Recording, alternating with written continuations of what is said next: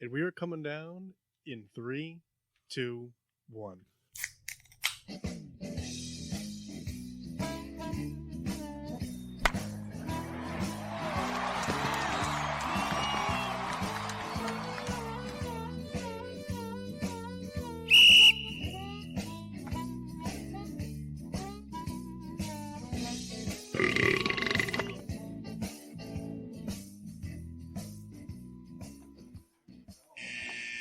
Actually, so did I. Hi, welcome to Getting Sports with Drunk. I'm your host, Cupcake the Riddler, and I'm joined by... So did I, Mark. Gene Washable. Nope. Sebby. The Master Chris Master. Saddam Souls. And the Rat of a Red Baron. Nope. He likes to pound his meat. True. Big meaty men slapping meat. I like to pound my meat. It You makes guys it ever easier to cook. jerk off while trying to start a fire? I think what you meant to say was if you ever started a fire while jerking off. Right. Souls in That's a word. kind of how it goes. It's not the other way around. Now, I know that you, no, I meant it, but you didn't mean it. Don't lie. Oh, I meant it. Kyle, if your body was any retail store, it'd be a Yankee Candle, because there's just so many smells going on. Thank you. You're welcome. I thought Mark would get a chuckle out of that. I'm sorry, I was reading something. Oh. Did you Say hear it what I again? said? No. I said Kyle, if Kyle's body was a retail store, it'd be Yankee Candle, because there's so many different smells going on. Very funny. Very funny. What's Well Mo- struck. Thanks, man. What's Mox? Bob Dick's Discount Furniture? Dick's Sporting Goods, Gay. because it's athletic but comfortable. Okay. That was nicely said. Kendall. Um, Lunch Crafters. no, Famous footwear? All those are great. like limited 2. Just this bald prepubescent body. It's like the Old Navy department store. Like you feel like uncomfortable looking at him. Like you might get in trouble for it. That's All fair. right, might as well. What am I? Your Stonewall Kitchen. Okay, I can dig it. Yeah. I was expecting A lot of GameStop. uses, but also would probably not ever use it again. Yep. And yourself? Toys R Us was really fun once. Pretty much out of commission now. All right. I like that. All right, guys. We'll talk to you later. Yeah, this was fun. We're going on break now. Starting lineup. Sevi. I am drinking Hazy Beer Hug. It's from Goose Island, located in Chicago, Illinois. It has a bear on it with sunglasses, so that's always fun. It's 6.8% alcohol, and it was born in Chicago. I have a beer that I bought. Liar. So we should have pitched that as a group beforehand. That you bought these beers and Kendall was mooching them off you. So real quick, Mock was just covering up most of the can. I just saw a very little bit, and it looked just like a fucking LaCroix, and I was about to start dying. That'd be so funny. Dry February continues. I'm gonna be. I thought you guys were gonna jump on that joke anyway. When I said that I bought, figured it was just gonna be implied. Well, I was going to, but then Kyle just called you a liar. Such right a out of dick. the gate. Yeah. Such a dick. Well, Kendall didn't buy them either. Set your own balls on No, fire. don't try to rewrite the shit Yeah. now that you fucking crashed it. I have a cranky IPA from Stony Creek Brewery here in Brantford, Connecticut. You know what though? I'm glad you went first because Kendall would have botched that introduction. Just right outside of Hartford. Yeah. Kyle, I have an analogy for you. The way you tried to save that joke, it's like you crashed a speedboat into some rocks and then tried to cast a sail to save it. That's good. Massey? I don't get it. I am drinking the Champagne of beers. I Miller think High Life. you shouldn't let Kendall have any of those. Honestly, I think the best thing you could do is dump them all into that little Clorox container. One by one. I would prefer if you did not do that. I could do that. Now, I have a Kendall, question. I'll do that, and then you can drink it. What means, Maybe I'll do that. What means more to you? Kendall's happiness or Kendall's sadness? Ooh, that's a tough one. It's You know, not tough. honestly, I think it's equal. Kendall made me really sad yesterday because he didn't show up for disc golf, so I'm going to pour them all in the Clorox Yeah, we could have played container. dubs. Yes, I would have liked to have gone. Can we just leave it at that? He went to Kinsman with Vito. We had to stop for lunch on the way. They ate steak tartare, V's meat, and seafood. Kendall, what beer are you drinking that was paid for somebody not named you? From the folks at Stony Creek Brewery, I have a cranky. You're only allowed to have one, though. Oh. Everybody gets one. All right. Except for Mock. Mock gets as many as he wants. All right, deal. Can we pour the beer into the Febreze thing so you can like spray the Febreze and it comes out? I am intrigued by that notion. Your face would be so sticky. I am drinking Fear Movie Lions from Stone Brewing out of San Diego, California. The hazy double IPA. So I did I was going to do a whole thing where I did a different grouping of beers every month. Then February kind of got off track because we recorded on a Sunday, and then the Saturday show, and then we did an emergency show, and it was I kind of had bounced all over. So I decided that just starting now through the end of the year, I'm going to try to cover all 50 states in beer. That's pretty cool. Yeah, I'm just going to try to drink a different beer from every state.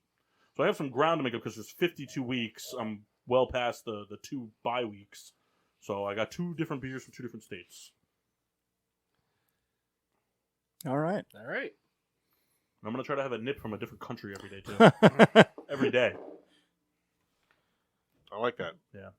Yesterday I had Uzbekistan Graves.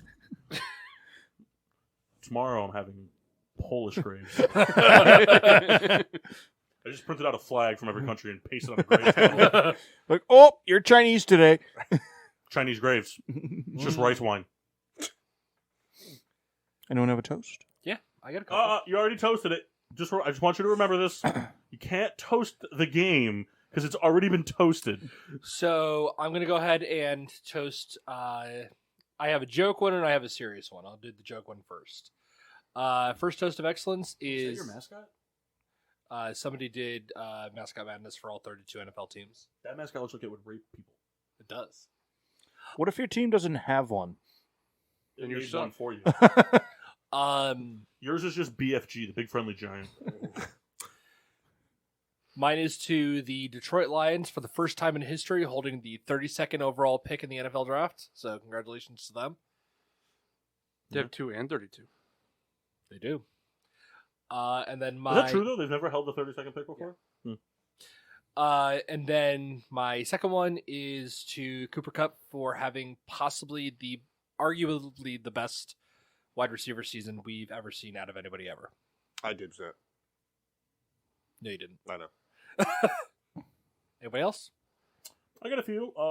One's to LeBron James for being the all-time leading scorer in regular season and playoff combined. Another one is to Myles Garrett for just having some pretty cool dunks in the celebrity game. Look like a grown man out there. Really quick question.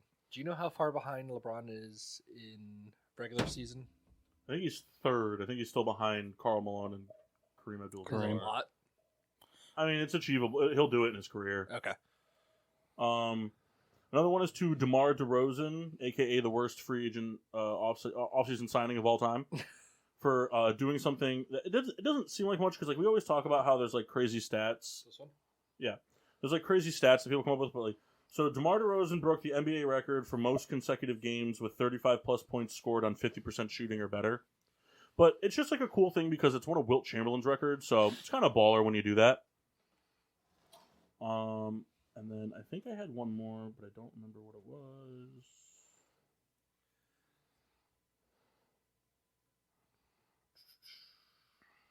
Nope, that's it. That's all I got. All right. My toast is to the XFL partnering with the NFL. God damn. Where the XFL is agreeing to be the petri dish for the NFL, testing new rules and whatnot. I think it'll be pretty cool. That's gotta suck for me to be an XFL player. Why? Because every fucking season the rules are different. Yeah. You come and be like, hey, remember all those things you learned for last year? Throw them out. We got robot refs this year. All right, this year we're going to need you to try to rip the head off the quarterback. Yeah. We got new helmets. See if you can kill him.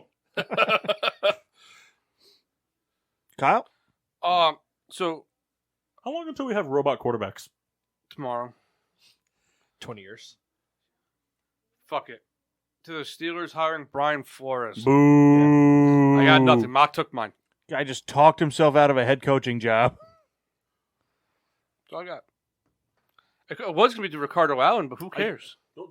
We're not going to get too depth. It's part of the show. It's part of the show. It's All part right. of the show. It's part of the show. Kendall? Part of the show. Kendall. Actually, can I say yours? Because you told me what it was. Okay. Kendall's was to the trains that we saw playing disc golf because he didn't want to come with us. Dude, wasn't it so cool that they let us climb on top? Mm-hmm. You know, just the way you talk about it just bothers me. Mock went in the control booth. Yeah, then he burned him. Anyway. We had a long talk with the train driver. Ah, yes. That Do love the old train driver. I believe they're called captains. Shipman, I believe.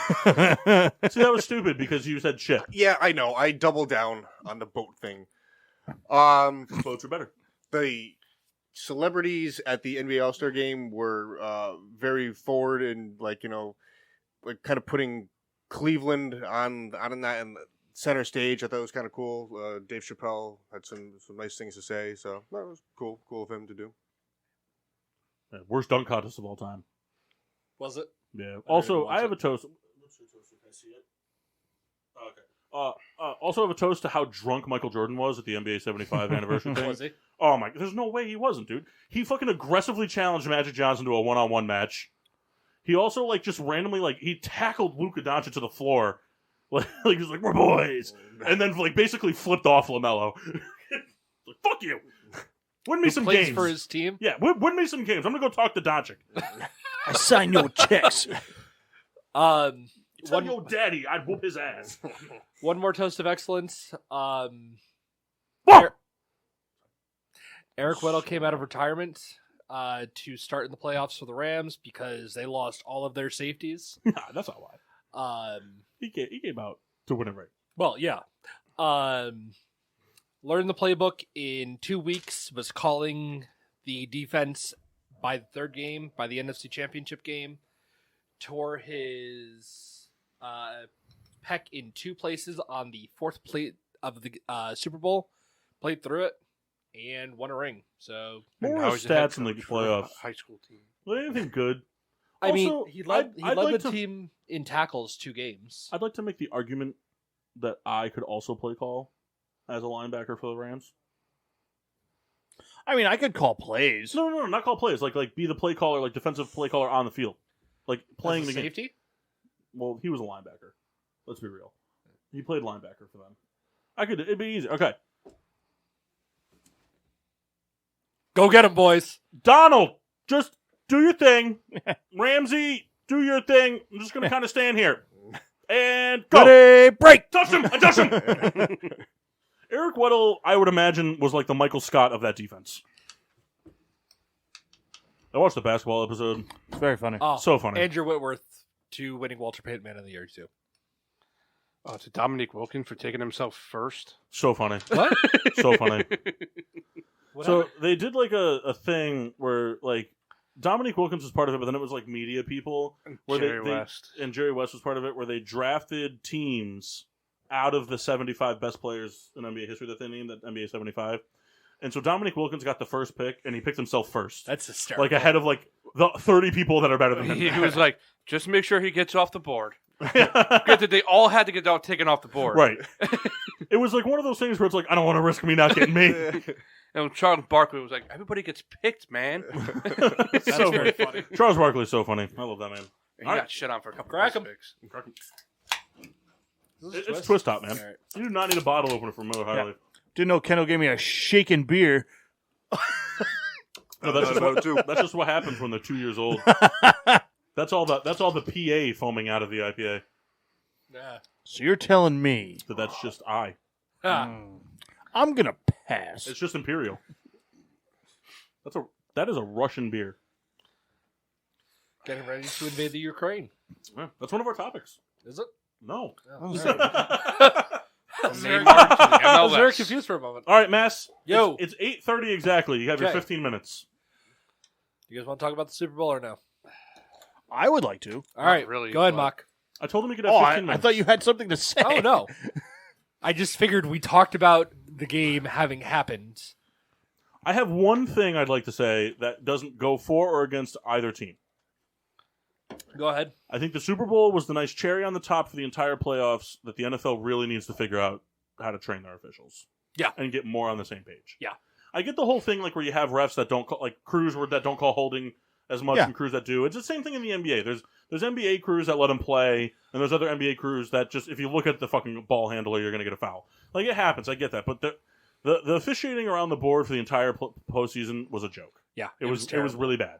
I mean, the Super Bowl was better but the egregiousness at the end to like start being ticky-tacky, we talked about it yesterday, when they let face masks and clear holding in the end zones go, to then just start being picky, they really got to reevaluate how they're doing things. Yeah. For me, once the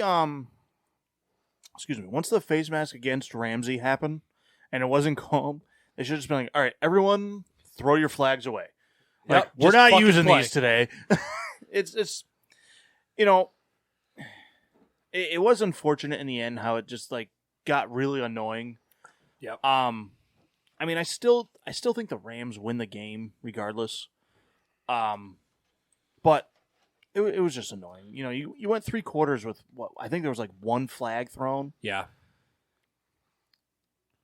It's tough. I feel like if they let the teams play, right, and never threw the flags, I do think the Rams still win. I think the outcome could be different if they were ticky-tacky the whole game. Okay. Because instead of Cincinnati having to settle for a field goal early, they would have gotten 3 more tries on the goal line. Right. Mhm. To go for it. And I mean, 7 points would have made a big deal. Yeah. They scored those 7 points. They're leading by a point going into halftime. Yeah. Granted, I know that changes the scale of the whole game from there on Yeah, out. yeah. But like I stand by Zach Taylor lost them that Super Bowl. Yeah, I would agree with that. His passiveness at the end of the first half was just atrocious. His passiveness and then his decision to run with Samaje Perine. But see, the thing is, I didn't mind that. My thing was that he was content going into the half down by 3. Like we're winning if we're down by 3. He had 2 minutes on his own 10 with 3 timeouts and didn't run any sort of play that was going to give him chain movement. Yep. Then gave the ball back to the Rams, and luckily the Rams couldn't do anything with the ball. Yep. To score at the end. And then they refused, the offensive coordinator staff just refused to make adjustments once the Rams figured out how to get to Burrow. Yeah. They just refused to do it. Started rushing 5, and that was the end of the game. 10 minutes to go in the third period, and the Rams all of a sudden started figuring out how to get to Burrow, and they were just like, we'll figure it out. You know, Burrow's got this. It was funny because for the first, we'll call it even just like the first 2/3 of that game, I thought the Bengals were doing a good job like containing Donald. Yeah, They were. absolutely. And it was funny because They were not even Donald. The whole defensive that's pass what I rush. mean. Nobody was touching him. it was funny because then the announcer, like I remember I said it to Mercer, but like the announcer said it when there was a play where Donald pushed Burrow out. Yep. And then Which was clean. Yeah. But then the offensive lineman came over and they kind of had their little scuffle. And I was like, well, now he's awake. Yeah, like now he's here. pissed. And then I forget whatever announcer said it. They're like, well, they just riled him up. So here and then he was just everywhere. Like after that play, they couldn't stop him.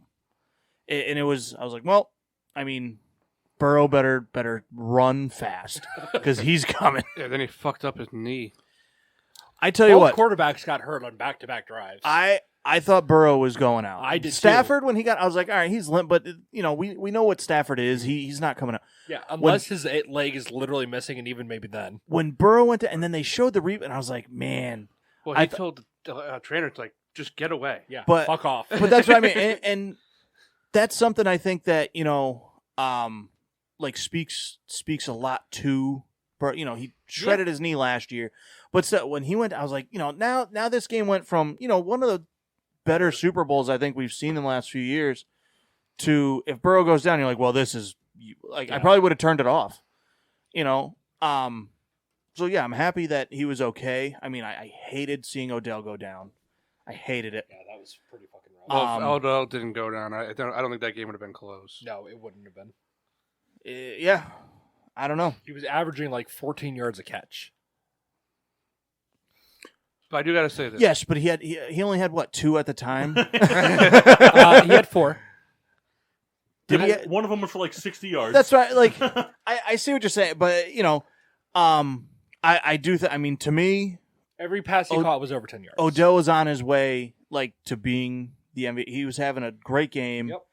And it was too bad. Non-contact, right? Yeah, he was running, coming across, and just his foot stuck in the turf, and that was that. Yep. I tell you, I don't know. I couldn't imagine. I've never. Did he tear his ACL? I've never torn my ACL. Not yet. I will at one point, but I haven't done it yet. And I just know it's going to happen. I worry about it every day. I know it's going to happen. I mean, when I was in high school, I was running because I did crew in high school. I was just running on the dock, and I just hit a slick patch and just slipped a little bit. Tore my meniscus. reactivated my torn a torn meniscus in my knee playing disc golf yesterday. like I'm just get injuries in the dumbest ways. I know I'm tearing my ACL slipping down some steps or something, but I don't know what it is. Maybe it's just because maybe it's because the catch that Odell had when he was a Giant, in the Monday night game. Yeah. I'm surprised he didn't catch the ball though, even though he tore his ACL. Because he dropped it. He wasn't hit to drop. He just dropped it. And I mean, excruciating amount of pain. I'm not saying fuck him for dropping that. But part of me's just surprised he didn't catch it. Right, well, out of character almost. Right, I mean, you've seen guys get ridiculous. I've seen running backs tear their ACLs diving for first downs and hold on to the ball and not fumble, or defensive linemen tear their hamstrings while making set. It's just surprised me that he didn't catch it. You know what I mean? And that's why I was so not even when he went down, I didn't even realize he hurt his knee. Because I thought he was just going to the ground because he was pissed at himself for dropping a pass. They showed him, and it's funny. We're sitting there now. Marissa's half asleep, and I watched. In real time, I saw him go down, and I was yelling at the team. She's like, "What is happening?" I thought you were going to say half in the bag. No, I was I was screaming at that. I was like, "God damn it, this fucking guy!" It turned his shit around and then just blew his knee out again. Yeah. Right? Any other Super Bowl stuff? The funny thing, when he went Best down, halftime show. Not the best. I think it was the best of all time. I think if you are, a big fan of that music or those performers, then yeah. My opinion on it being the best halftime show of all time has nothing to do with the actual genre of music. I think it was the best performance of all time for a halftime show. Prince had a pretty good one though. No, I agree. I think Prince is in the top 5. Michael Jackson. Michael Jackson had a good one. Rolling Stones had a good one. I mean, even JT and Janet had a good one. Aside from the tip, the thing that made it better. Yeah. What do you? But I think we kind of talked. Kendall and I were kind of talking about it. The thing about that. No, it was a phone call. The thing about that halftime show, with that genre of music that does make it so seamless, is it's so easy to transition from artist to artist. If you do the Rolling Stones or Prince or whatever, you can't bring in a lot more artists because it's hard to transition. And especially when you do a band, it's even harder. Or even somebody like Prince, because in hip hop, the industry is so tight knit where there's beefs, but it's well documented. Dr. Dre found Snoop Dogg, then found Eminem. They're boys with Kendrick Lamar. 50 Cent was part of that project. Mary J. Blige is part of that project. So it's that close knitness. Whereas Rolling Stones isn't bringing in Guns N' Roses to perform with Led Zeppelin. Prince isn't bringing in other artists because Prince is he's a diva. It's cool when you can bring in it's like going to a concert and seeing surprise artists. And the music is so it seamlessly transitions from artist to artist. Plus it's cool because they didn't really do it in this one, but a lot of them feature with each other. So it's you can even further transition. The only thing I was really surprised at by the halftime show is every single one of those artists sang one of their top 3 grossing songs of all time, except for Snoop. Snoop didn't sing any original songs. He only did his featured Dr. Dre checks. Yeah. I thought for sure he would have worked in Drop It Like It's Hot or Gin and Juice into that. Yeah, that was weird, huh? To me, it was such a weird setup because they just kind of set up that the weird. To me, the stage looked real weird. It was the half houses. And they all just kind of stood there. I think it was built to be L.A. suburbs. Yeah. No, I get, but what I mean not is suburbs. It was part of Long Beach. Was it LBC? Okay. But that's what it was supposed to be. It was part of LBC. Nothing was really happening. I don't know. I thought the performances were all good, but nothing happened. Well, even on a flat stage, they're always facing one side of the crowd for the most part. So I mean, it was just they had a structure versus just a flat stage. I do love the Bengals kicker. McPherson? Yeah, he is so funny. Didn't even go was to he in the halftime show? He was. he left the locker room to watch it. Really? Yeah. He literally was just chilling on the chair just like this. Well, I don't think there's a lot of the adjustments the kicker needs to know about. Hey, go fucking kick the ball. Could you imagine that? Keep making them. All right, you're good. This comes out halftime and it sucks. If you're in the locker room. Well, you know what I mean? Imagine if it was Burrow or Stafford. They'd be like, what the fuck is this guy doing? Yeah, but even then, what halftime adjustments do they need? Well, you think they'd be involved. Yeah, but keep throwing it to the open guy. I mean, really, halftime adjustments is what? Offensive line, defensive line, receivers, corners. Yeah. Safeties, it's kind of just keep tackling. Running backs, it's keep running. Yeah. I mean, Quarterbacks, keep throwing. Receivers, hey, this route's not working. before we move on, though, it's funny, Massey, you mentioned P. Ryan. To me, it was evident through the whole playoffs. He did not know the playbook. Yeah. Multiple times he had bad, pass protection. He did score a touchdown versus the Chiefs, but like he was responsible for like multiple interceptions. So he just sucked. I tell you, when Odell went down, and they're like, oh, whatever the guy's name that replaced him, the long last name guy. Ben Skoranek. Yeah. The first play, Boink. Stafford hits him in the chest, ball pops up, pick. I'm like, man, if the Rams now lose because Odell got hurt, I'm going to be pissed. Now, Massey, we kind of talked about it, and this was what sparked our big argument. Mm-hmm. But I'd like some closure on it. I'm just curious. Yes. Was there, even if it was a 0.01%, was there any doubt after the interception, after Matt Stafford's interception, after the T. Higgins touchdown? So T. Higgins scores the big touchdown, and then Stafford immediately comes out and throws a pick. Was there any doubt in your mind, like, man, Cincinnati might cause some real problems for us? Like, this might be a problem? I'm going to retcon that answer and say no to that. Was there a doubt that we would lose the Super Bowl? Yes, because I thought we were going to start getting really shitty calls, not called or something like that were going to cost us. Yes, I did have a doubt, but I was trying to manifest positivity. Although I do have a timestamp in my chat from when that pick was thrown. Somebody messaged me on Discord literally as it happened. And he said, dude, you doing all right? And it's like, that just sealed the win for us. Does anybody else miss, like, pessimistic Massey at all? Because I hate optimistic Massey. I can't win with you guys. I can't. I hate both. Like, shitting all over your team is it's annoying to watch. But like optimistic, like that's what makes people hate like that's what makes people hate teams. Like you're like optimistic Massey is like everything Mock hates about the Patriots organization. You know what I think? You know what I think it really is. We've been doing the show now. We're entering our 6th year. And I've been doing it for what, 3, 4? Maybe 4. We'll call it 4. So we'll say 4. In those 4 years, Massey's been assigned a basketball team that went on to win a fucking championship. Yep. Which doesn't matter if you claim it or not. It He doesn't was matter. assigned a hockey team that went on. The hockey team was his. Okay, went on to St. win a Louis. fucking championship. St. Louis. Yep. Cardinals are always in the mix. Cardinals and the Rams have gone to 2 Super Bowls. Yep. and the Cardinals won have won a Super Bowl or a World Series since he's been part of the show. So whether or not you claim them. Not since I've been a part of the show. Well, since you've been following sports. So the whole didn't the Cardinals win in like 15 or No, 14? they Last time the they Red won it Sox. was like 2010. No. Yeah, 2011. Then that's what it was because it was because you gave a timeline as to when you started following sports. But it was before I started watching. I didn't even know the You Cardinals. said sports. That's why I made the argument. So I think the idea of the shitty fan getting all the championships. No. The I don't want to say hatred, but the disdain for the optimistic Massey is that you came in and just cleaned up. I don't want to hear about it.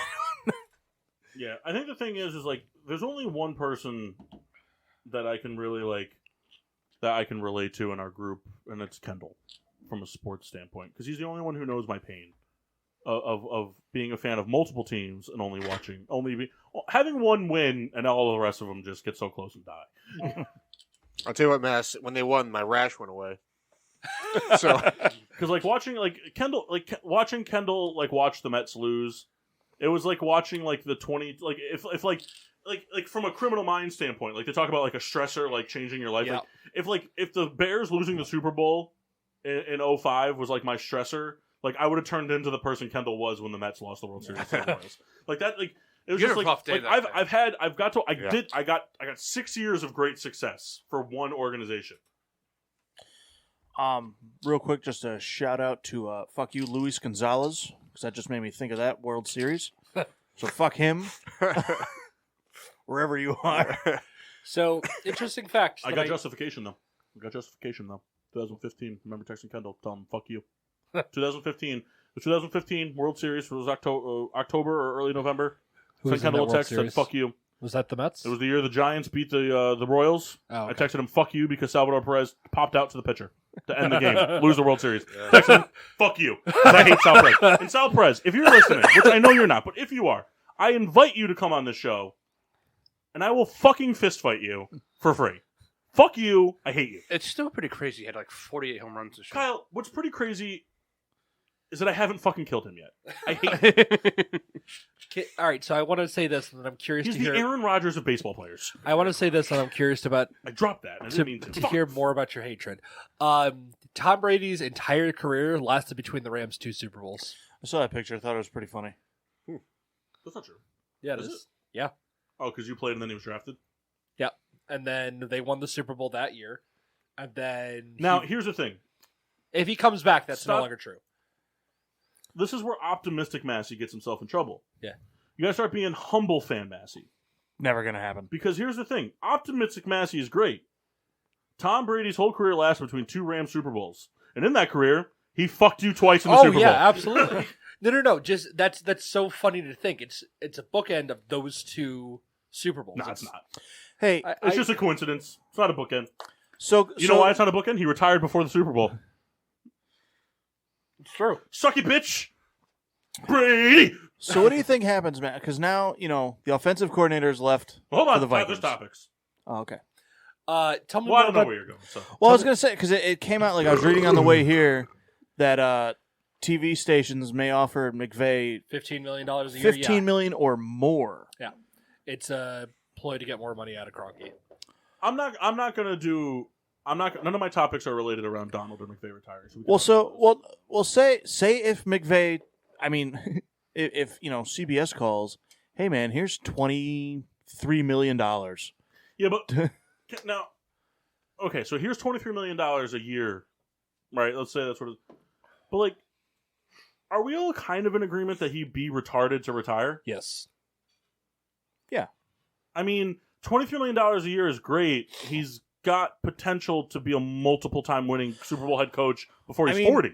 Unless, because the only like Realistically, I mean, here's the thing. Realistically, at the end of the day, if you really sit back and you look at it from a football standpoint, he's going to lose Eric Weddle. Yeah. He will more than likely lose Whitworth. Yeah. I think he's all done. He's all done. But and then the question marks are Odell and Von Miller. Who both said they want to come back, but still question marks. Right, still question marks. Things can change. Von Miller's old enough. He's done enough in the league now where if outside of football things take priority, and Odell has a future to think about. Yep. Odell has a future and health to think about. Yep.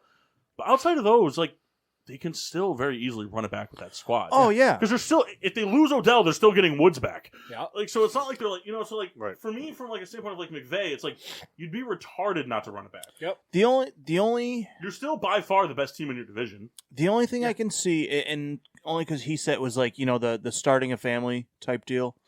Yeah, but again, I see that as Kroenke, fucking pay me.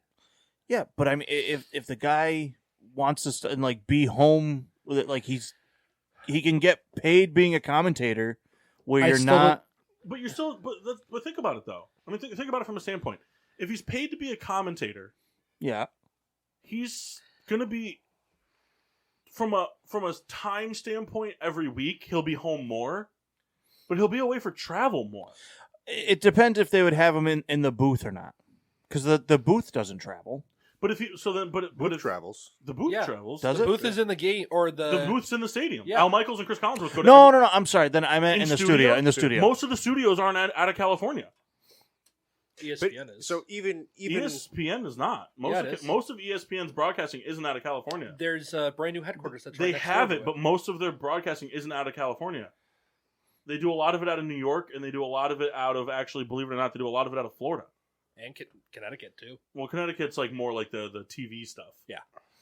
But even if it was in studio every Sunday during the full season, from we'll call it 8 a.m. to 8 p.m. That's your entire Sunday. It's 12 to 13 hours just in house. Yeah, because who's offering him a contract? What studio? Nobody It official. just said like multiple. Or So you whatever. get if it's ESPN, that's full day coverage. Yep. If it's CBS or Fox, that's 1 to 4 game, Yep. 1 and 4 o'clock game coverage. Mhm. If it's NBC, it's nighttime, and he's got to travel for that because NBC is not out of California. Right. So like, and if he's a booth guy, he's going to be every game will be out of Yeah. LA. It will Yeah, be yeah. away from LA. From the LA standpoint, I mean, realistically, yes, he sacrifices a lot of time being like on the field and stuff like that to like practices and things like that. But from a travel standpoint, most NFL teams, if they have a game outside, they travel on Friday, right? They travel Friday. They do a practice at a local field on Saturday, like a walkthrough. Yeah. Like they do a walkthrough at a local field, and then it had to have been so cool to go to that high school in L.A. where Right. Cincinnati was practicing. That was so fucking cool. You gotta be pissed though if you're Cincinnati, right? Yeah. Like that bothers me. What do you mean, like? Like for football, American football is the only sport that does it where when you come in, you don't get practice time on a league official field. It's the only sport that does it. Well, they couldn't do it in LA But why? because they were prepping it for the Super Bowl. But like, where do the Rams practice? Thousand Oaks. But that's so an NFL sanctioned practice facility. Yeah. Why can't they split time with Cincinnati? I don't know. That's what I'm saying. Like in NBA, They could have put him in like the Rose Bowl or something. That's where the Rams ended up having to go. What I'm saying, like it's the NFL is, but even during the regular season, if the Bears are hosting the Packers this week, well, that's a bad example because Green Bay's so close. Green Bay just comes down Saturday, but like if Chicago is hosting the Raiders don't fly in on Friday and then do a walkthrough and a practice in like pads or whatever they're doing. They don't do it on Soldier Field. The Bears will do it either on Soldier Field or their practice facility, which is an NFL sanctioned stadium. Yep. The Raiders will go to a high school or college stadium. Which, it's the same dimensions, but it's different. Yeah, I agree. But it's different. When the Bulls host the Sixers, Philadelphia flies in, and the 76ers do a shoot-around and a walkthrough on the United Center court that morning. When the Chicago Blackhawks host the New York Rangers come in, and they take bag skates that morning in the United Center. And then the Blackhawks do it. They split the rink time. When if the Bulls go to Staples Center, which is it still Staples Center technically at the moment? No. It's been pulled. So is it just a nameless center? It's crypto. Oh, it's Yeah, crypto. it's like crypto.com or something. It's Which is so the funny 'cause- crypt. Crypto's going to be like irrelevant in like 5 years. Yeah. It's just so funny though because it's like there's been instances in the past where it's happened where let's just say the Bulls go on let's just say the Bulls are a bad example. Miami Heat. Let's say the Miami Heat are playing the Lakers at 5:00 on Christmas Day, right? But also on Christmas Day at 10, the Kings play the game, so they have to change the court over, right? So obviously the Lakers aren't doing shoot around and stuff in the stadium because they're changing it over. Mm-hmm. So they do it at their practice facility. But the Heat would still get to use that practice. It's like an NBA sanctioned practice facility. It's the same thing for baseball. Like I could be wrong. This one I could be wrong on. But like if the White Sox are going to Philadelphia to play the Phillies, do the White Sox take BP in Citizens Bank Park? Yeah. Right? Like 1,000, and then they clear out, and then the Phillies take BP. Yeah. Yeah. Like it's not like fucking like okay, you guys go take BP at fucking Philly High, and yeah, I don't know why football does it that football way. is just like, hey, you're visiting. We got this middle school you can go to. Right. It's like find a field. Real quick, just so you know, there's a cross country meet happening. As long as it doesn't bother you, go nuts. There's also going to be, some dude crawling under the bleachers to get his disc back. If he gets stuck, just give him a hand. I was shouting you out on that. Yeah. I need you to go by there. the way, I got to tell you something. Amelia said her first F word. Oh, Oh. that's so funny. It was about Mike Mock. Oh. Was it? Yeah, I said, hey, Amelia, Mike Mock wants to know if you'll go with me to the high school to crawl under some stands to get his disc back. And she said, fuck no. Did you give her a high five or yell at her? Huh? Did you give her a high five or yell at I her? 1,000% gave. I parked the car and gave her a high five. Nice. In Windsor, Connecticut. Mark, to finalize on your point, 2 reasons why I'm going to make a gross shot bet that nobody has to respond to it. If I'm in. wrong, I'm in. all right. If I'm wrong, I'll take a gross shot. McVay's not retiring. Oh, never mind. I'm out. Okay. Because I don't think that either. But But I'll do one on Kendall's behalf. So if McVay doesn't retire, Kendall has to do a gross shot. Okay. Your choice up to 10 ingredients. Gotcha. Triple shot. All right. Asian inspired. A, he's the one who started the run it back chant at the rally, and B, his wife posted Well, already hold on. on Instagram saying he's not retiring. Hold on. He did not start the run it back chant. He did. I have the video for it. He didn't. You can pull up the video and watch it 100 times. The guy asked him a question and said, "Do you think Donald should run it back?" And then then McVay was like, "Run it back." It was slow pitched to him. JB said to Donald, McVay just asked me, do you want to run it back? That's in the video. And I tell you this right now, McVay didn't ask him that. Uh, There's no way McVay asked him that. That's some reporter shit. Hey, I need to get a story out of this somehow. Now, when you say you're- JB, he- you he's mean James the, Brown? He's the No, Rams. JB Smoove. That's what I was He's the thinking. Rams No, you said broadcaster. James He's not Brown. a reporter. No, well, is it JB Smoove or James Brown? No, it's JB Long. Who? Howie's sister, Oh. Genevieve. No, listen, I don't think McVay retired. I don't think so either. I don't think him or Donald retired. Run it back. Because this, Run it back. we don't want to. I don't want to get into the discussion too much, but I think that Donald's going to want to keep playing to cement himself as the greatest defensive player of all time. There's a lot of speculation about him already being. He wants money. Well, he wants That money. thing too. He wants money. He wants yes, big money. He wants money, but he also wants. I think he's Yeah. going to want to cement himself as the best one, and that's been floating around that he already is. Is that part of your discussion topics for later? Yeah, it's one of them.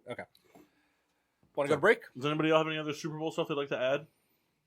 Anybody have any Super Bowl commercials they really liked? I I don't remember honestly any. didn't watch any Oh, of them. the I was too Pete stressed. Davidson one, where Rob Mayo tackles him. I don't even know what that one was. I liked the Cool Ranch Dorito one where Kyle ran down the tree to eat the Doritos. Dick. Then they started beatboxing the Kyle. God, sorry, Kyle. It Was- just Was that like the first commercial? The no, one no, in the no. jungle?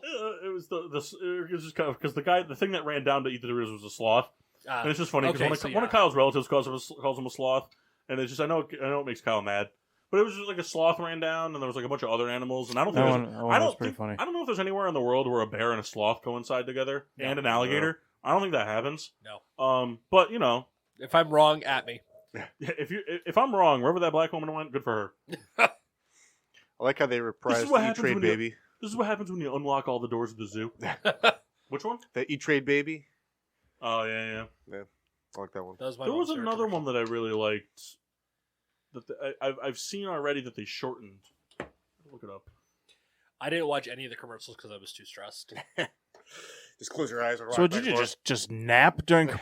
No, I would Well, actually- I would go pace. I would go to the bathroom. I would go grab something to drink. He pulled the Bob and called Ashley's dad. Be like, "What's happening at the game right now?" No, I didn't talk to Bruce until after the game. You're So lying. was he there? He was in L.A. He went to L.A. to watch it at a bar. Yes. A Chipotle. L.A. If I'm gonna watch the Super Bowl, it's always best at L.A. Fun to have money. Oh, the Michael Myers commercial was pretty good. The Eugene Levy commercial was really good.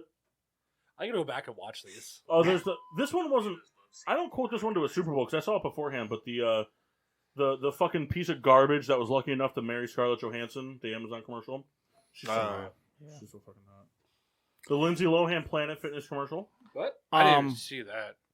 You know, it's funny now because now, like, you know, all the commercials leak days before, and Yeah. it's The Uber Eats commercial was pretty funny. yeah, So it was an Uber they're Eats like commercial. eating all the So- nonsense. Yeah, Jennifer Coolidge was in it, Gwyneth Paltrow and stuff, but it was basically like because like Uber Eats started doing like convenience store deliveries and like other things. So it was people eating things like that you would get from like Walgreens and Marshalls and stuff like that because it says Uber Eats. They think they can eat them. So like Gwyneth Paltrow was like eating a candle. Yeah. And she was like, "This doesn't taste very good." She normally does that. Yeah. There was one other one that I thought was it's the commercial, the Michelob Ultra commercial where they had all the like different athletes bowling. Oh, And Steve yeah. Buscemi was the bowling clerk, and then I like did see that. and then fucking Serena just walked in, or was it Venus? Serena. Serena just walked in bouncing.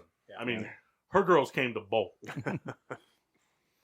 But I remember when we were younger, like Super Bowl used to get all like the big movie trailers for that year, Yep.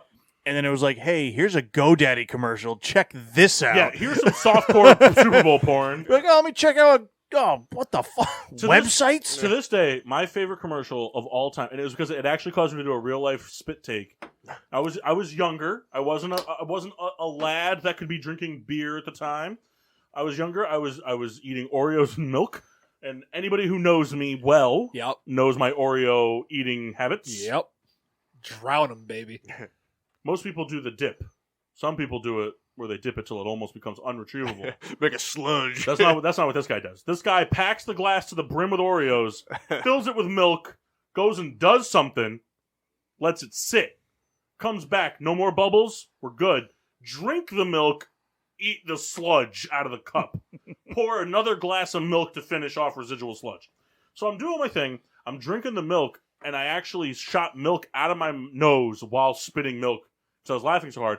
It was a Budweiser commercial where the guy was watching football on the TV, and his wife comes out, and she's wearing like a satin robe, and she's like something along the lines of like insinuating sex, like, "Oh, babe, I'm feeling really tired. I'm gonna come upstairs and lay in the bed," and like he doesn't notice, and then she takes the robe off and drops it on the stairs, and she's wearing like this like very sexual lingerie, and he still doesn't notice, and goes, "I even think I'm gonna wear something very comfortable."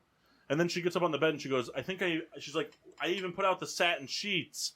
And then she pulls out a 6-pack of Budweiser. She goes, "I even have Budweiser." And he comes running up the stairs, stripping out of all of his undergarments into his boxers, jumps on the bed, slides off the satin sheets, out the window into a tree. So funny. Made me laugh so fucking hard. So fucking hard. To this day, that commercial makes me laugh every single time. It reminds me of, I don't know how many people here have seen it. There's a football movie that we watched when we were kids, Little Giants. Made me laugh so hard because the older brother, I forget the actor who played it, was Ed O'Neill that played it. It was it was Honey, I Shrunk the Kids. Gerard Butler, Rick Moranis, and Ed O'Neill, right? Ed O'Neill went to tackle his wife. His wife moved. He went out the window, landed balls first on a tree limb, fell into a pool. But it just makes that commercial will forever make me laugh. That one and the Funky Monkey Baby commercial. I don't know what it is, but the Funky Monkey Baby commercial makes me laugh pretty good. When we come back, No. Don't. Look, first of all, the way you're sitting, you look like you have a pregnant belly, I do. and that's gross. Okay, Babies are weird. I didn't say it, but Kyle said it. Anybody have any last seconds things they'd like to add to the Super Bowl at all? Any part of the Super Bowl coverage? All of it. Anything. The audio was really fucking weird. See, you know what? I didn't respond to it because I got pretty fucked up. My audio was great.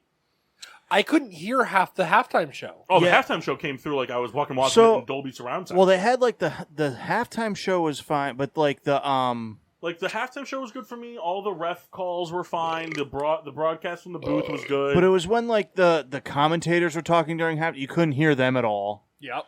I started out. I watched on Peacock, and it was horrible. So I swapped to Apollo and just watched on. That might be why I had the issue because I watched on Peacock. But I watched it on Apollo. It was great.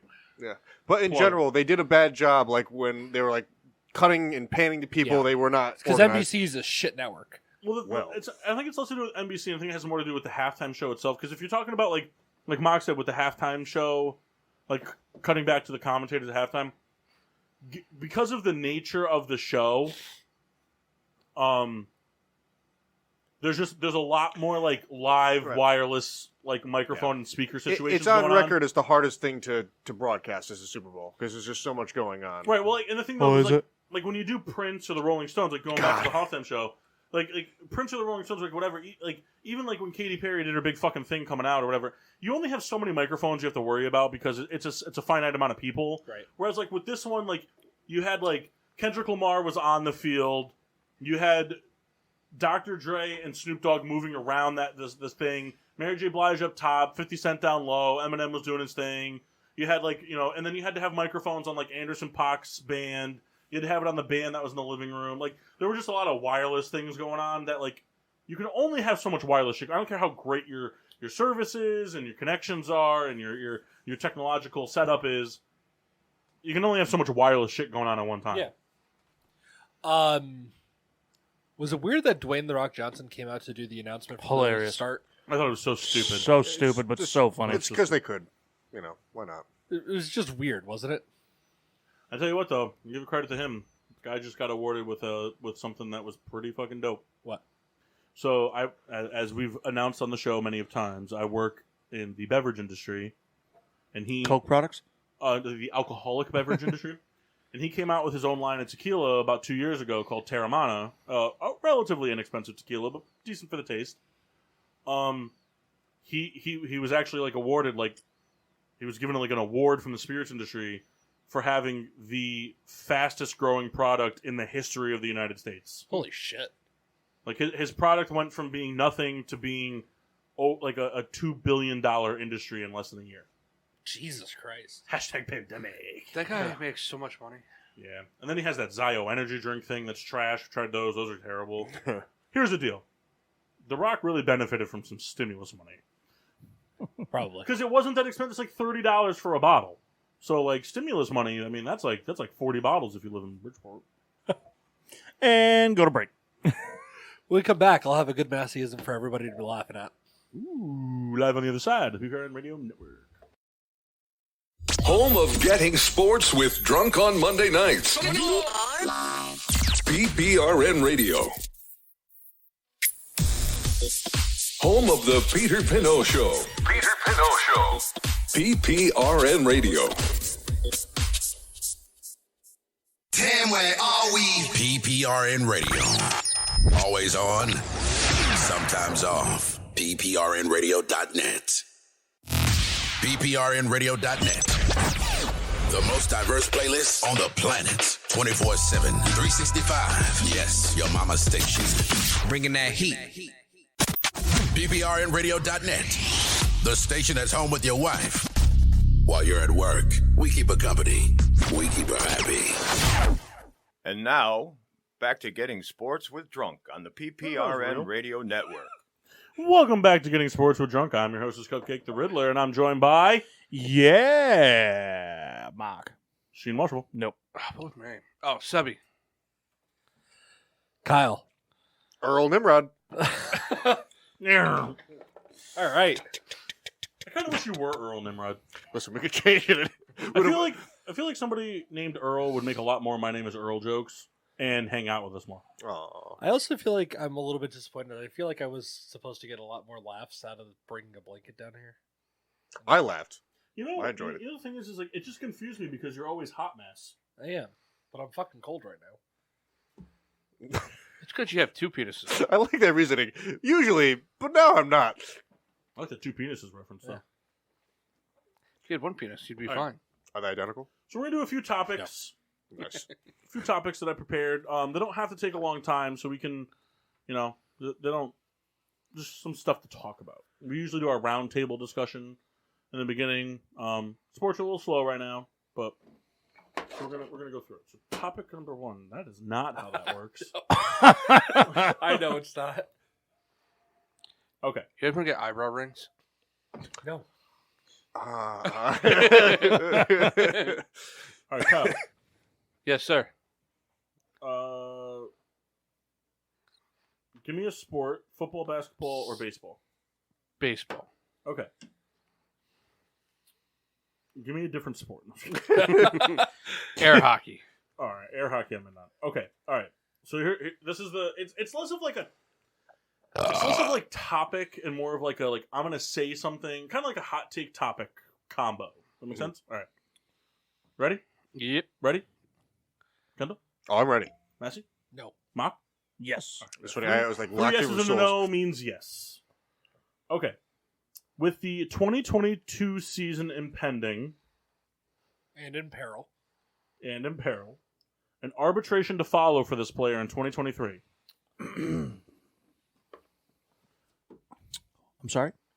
I didn't really go far. With the 2022 season impending, an arbitration impending in 2023 for this player, Shohei Ohtani will decisively decide to not want to be a member of the Los Angeles Angels due to the inconsistency in playing of Mike Trout due to injury, which will eventually result in Mike Trout's pretty much lifetime contract for the Angels being their long-time demise as an organization. So you're asking us? So it's kind of like a two-parter there. Like, is Shohei going to come back to the Angels? Is he going to be an Angel for long-term, or is he just going to last through maybe his year of arbitration in 2023? And if he doesn't come back, do you think that the Mike Trout contract is going to become a long-term problem for the Angels as an organization? I don't think I want to hear from everybody but Kyle on this. I don't want your opinion at all. I want non-baseball, think they know all opinions. So I'm just kidding. Go ahead, guys. Floor is yours. I think he's just going to retire and join Sean McVay in the booth on Sundays. Well, Mike Trout plays full seasons for the Yankees. I can see Ohtani leaving. I mean, to me, the Angels are like the younger stepbrother of baseball teams in LA. You know. Well, I think the other thing too is I think from the standpoint is like the Angels, I feel like are the smallest big market team in all of sports. Yeah, and that's what I mean. And, They and operate like a small. They're like a small market team. They don't. Can you not do that?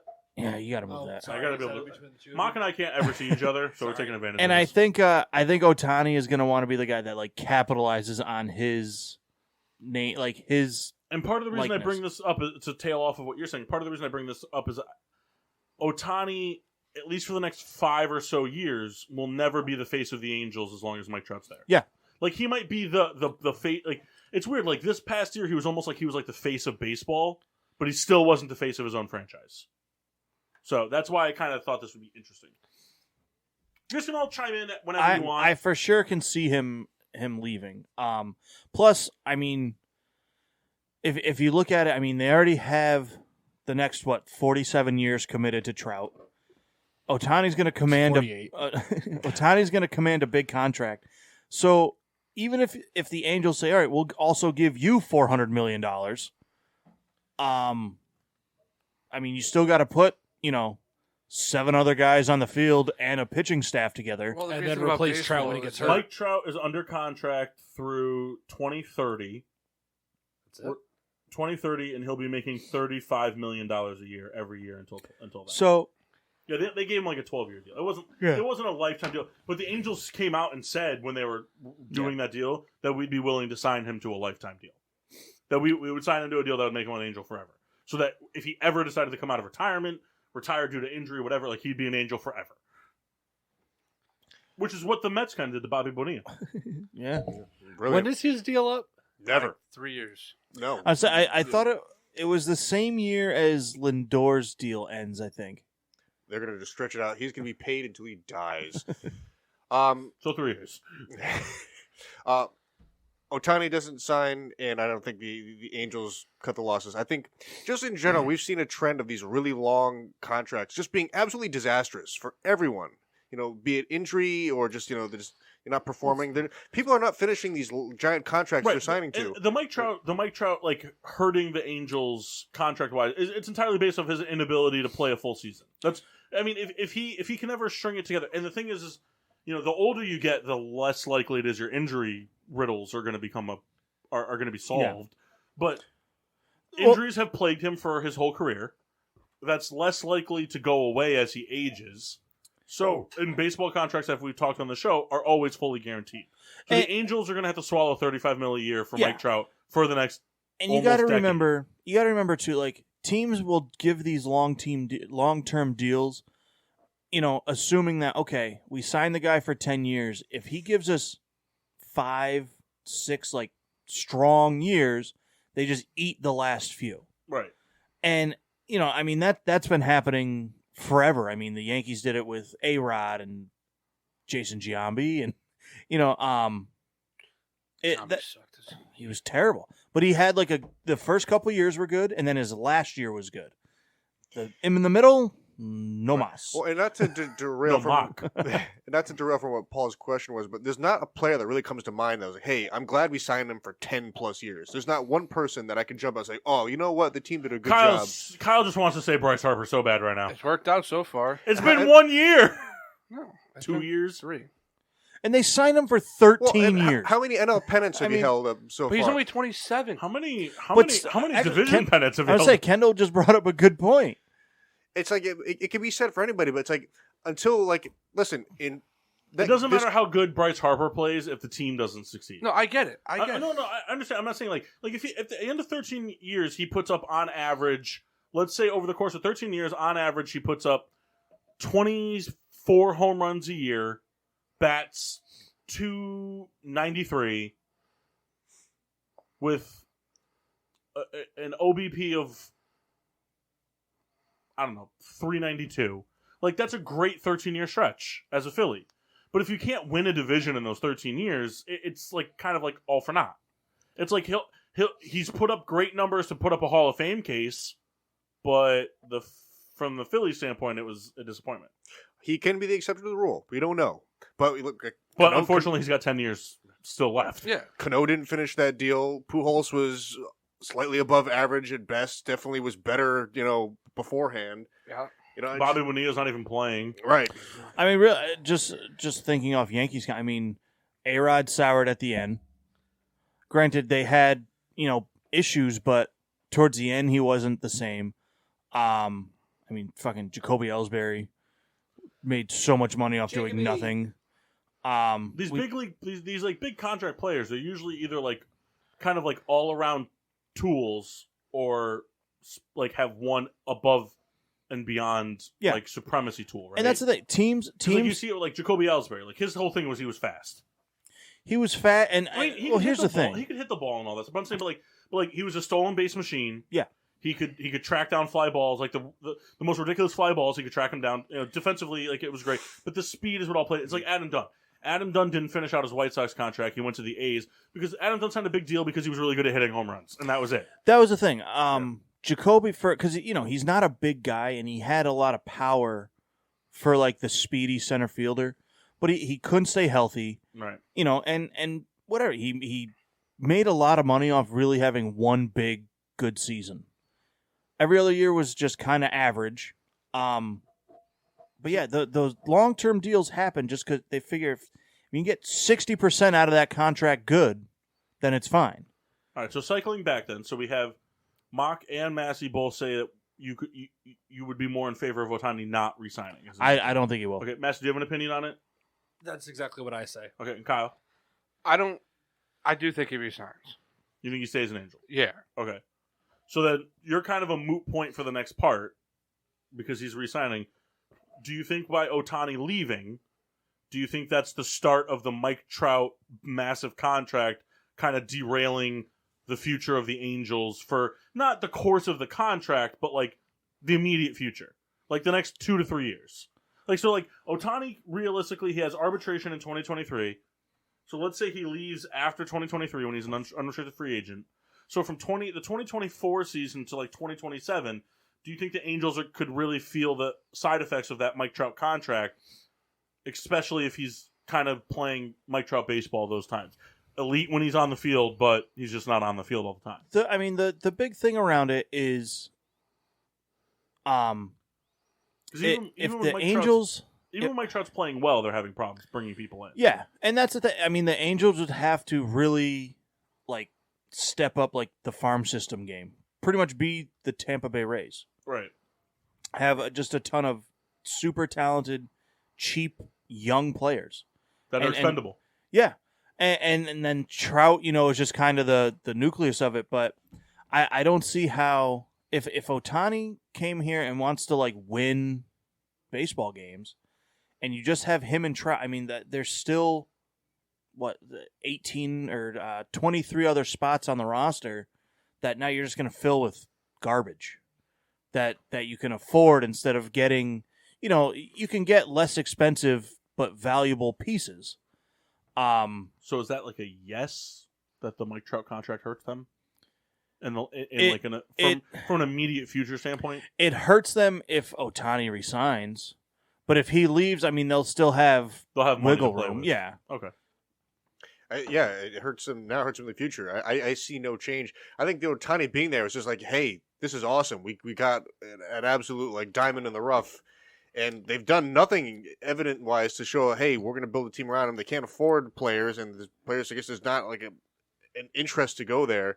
So, but the thing is that even if hold on, sorry, just before you go into it, so you're good, right? Yeah, I think that. Master, do you have anything to add to this? Okay, go ahead. I don't think it hurts them in the long term whether he resigns or doesn't. From Mike Trout's contract standpoint, yes. Okay. Purely because the Angels haven't done anything since 2014, regardless of whether they have that contract or not. That team's not fielding a playoff team. It does not look like they've made any advances aside from Ohtani. They're not going to make any advancements as long as Trout can't stay healthy, which we've said this entire discussion. Well, from a fan standpoint, David Fletcher's been pretty. Paul gets it. They're not going anywhere. Okay, it doesn't matter contract or not. So Mark brought up a good point to something I didn't really think about, even though it's obvious. If Mike Trout, if Ohtani leaves, the Mike Trout contract, while it is a massive deal, means that the Angels have a lot of wiggle room. So Kyle, do you think Ohtani stays? Do you think the Mike Trout contract, if he continues on the path that he's on of, being elite when he's healthy, but only being healthy for 50% to 60% of games, do you think, because Ohtani's going to command money, especially from a two-way standpoint. So would it be out of the realm to assume he makes $30 million a year? Honestly, that's low. So let's say he makes 35. Let's say he's making what Trout makes. Do you think that Mike Trout's contract at that point, being the player that he is, we're assuming it from a standpoint he's gonna stay consistent with he's gonna put up the numbers when he's there, but he's not always gonna be there. Do you think that contract hurts the Angels in the long run? It only hurts if Ohtani doesn't come back. And I say that because, Ohtani brings with Mike Trout is the extra pop in that lineup. Well, I think for the Angels to succeed, Ohtani to stop pitching. That's why they brought in 20 guys from last year's draft, and they already signed 3 or 4 pitching free agents already for this year. All right, don't go into depth on that. Okay. I just personally think if Ohtani doesn't sign, that will hurt them because it's taking away your 3 and 4 hitters or your 2 and 3 hitters. All right. Does anybody else have anything they want to add to this? He goes to the Dodgers. Oh, so you're making a prediction. He's going to the Dodgers. If he goes anywhere, he's going to the Mariners. Mariners. Do you want to make a prediction if he leaves, where he goes? Imagine if he went to the fucking Dodgers. Well, at that point, they might be done. I don't know. I don't have a prediction off the top of my head. He's going to the Rockies. Just say a name. All right. He'll go to Tampa Bay. We're never going to remember this. He's going to the Rockies. You're wrong. We literally do shows where we They're make trying to predictions. trade their ace right now. we literally make predictions and the next week don't follow up on them. Yeah. Pretty regularly. You think we're going to follow up on one 2 years from now? Okay, This so will be he's the not one we going there to follow. pitch. Well, Okay, so I say Seattle. That's going to segue into the next one, which is why I didn't want Kyle to talk too much about it. Regardless of what happens for Ohtani, whether he stays in LA or travels, becomes a multi-team guy, 2-team guy, 1-team guy. Do you think Ohtani over the course of his career stays a 2-way player or transitions to a 1-way player? And if a 1-way player, which way? Sorry, go ahead. All right, I think he goes to a 1-way player. And you think it's in the lineup? Yeah, Okay. because Is he a switch hitter? no, he's just a lefty. Okay. One, lefties are so valued in Major League Baseball as it is, and 2, he had a good year on the mound, but I think pitching is his weak point. I think he's much better hitter than he is a fucking pitcher. Sorry. No, you go. So I also think he transitions to more of the 1-way player, but I don't think it's ever entirely. I think there'll still always be times where he's on the. He'll kind of be like that 6th starter on needed days. I mean, really, you think if you look at it just in the term of even in the playoffs, there's always a situation where a team's like, oh, this is a fucking bullpen game. If you have Ohtani, who is a good, he's not an elite pitcher, but he's a good pitcher and he's Right. still a big bat in the lineup. Bullpen games or or where you're playing 13 straight games, you kind of need that 6th I'm starter. thinking of more of an injury standpoint because you already had Tommy John.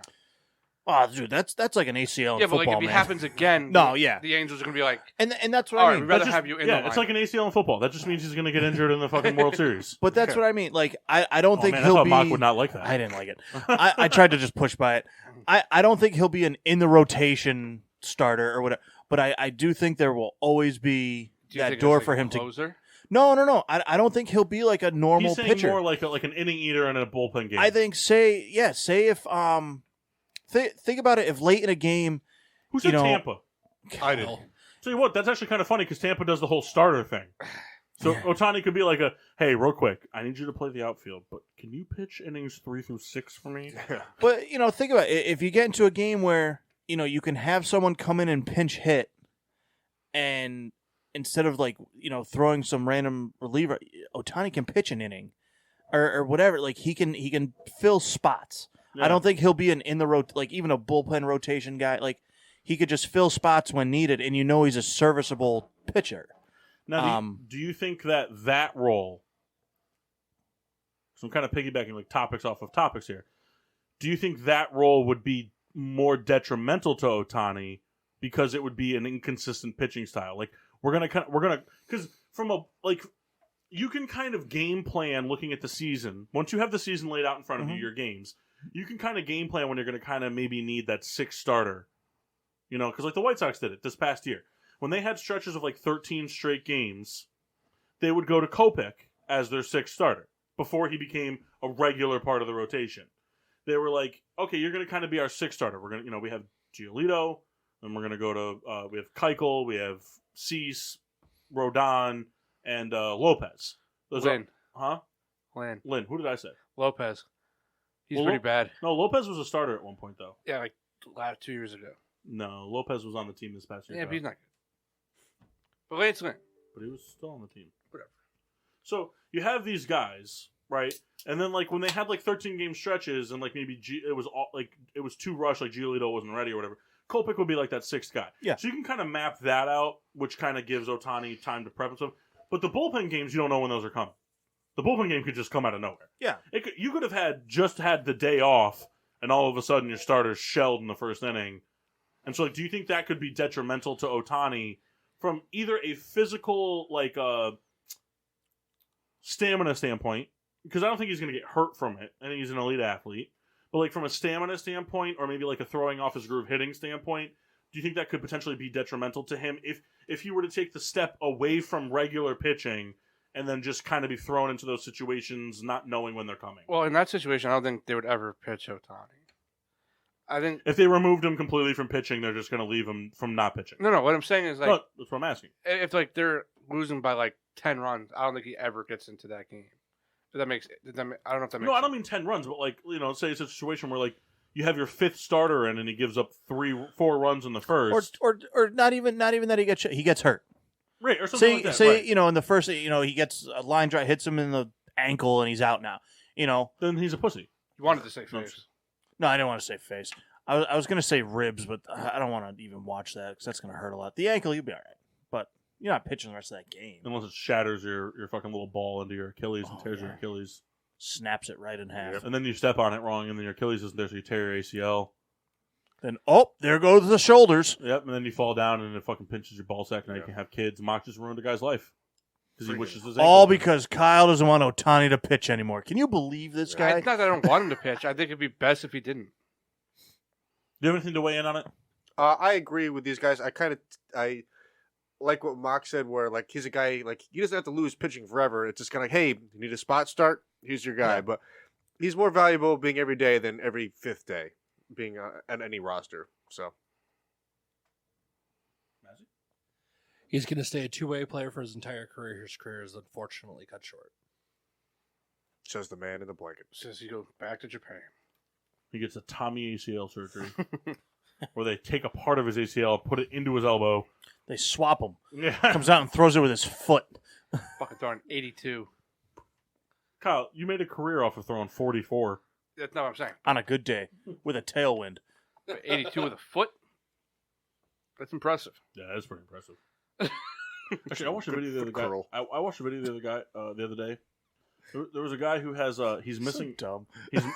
He's missing an arm. Is missing his left arm. He's naturally left-handed, and he's also missing on his right and left foot both. He's missing the index toe, so like the longer toe, but next to the big toe. He's missing them due to like some birth defect type of thing or whatever.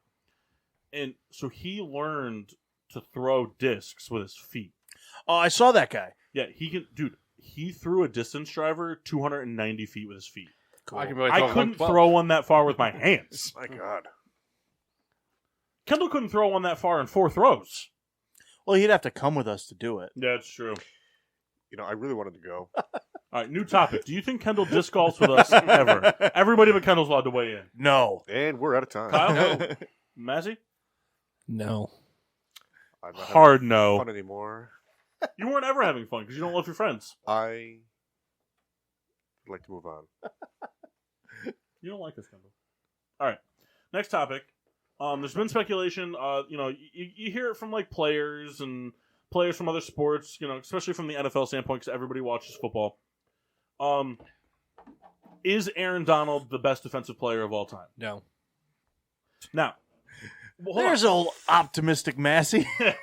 Now, hold on. With that, if you want to, you don't have to. You can give argument standpoint. Like, do you think he's So we kind of have this discussion. The world has this discussion regularly between LeBron and Michael Jordan. Where like LeBron's the best NBA player of all time, Michael Jordan's the best basketball player of all time. Or vice versa. LeBron's the best basketball player, Michael Jordan's the best NBA player, LeBron's the best all-around player, Michael Jordan's the best scorer, whatever. Yada, yada, yada, yada, yada, yada.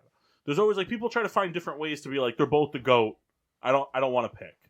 Yeah. So, from that standpoint, you can choose to argue yes or no from a statistical standpoint. You can argue yes or no from a just pure talent standpoint. Yes or no from a dominant standpoint. Whatever you want. But do you think at this point in time, now that Aaron Donald has secured a Super Bowl ring in a way where he was a major impact in securing that ring, is Aaron Donald the best defensive player of all time? I don't care what order you use. Go ahead.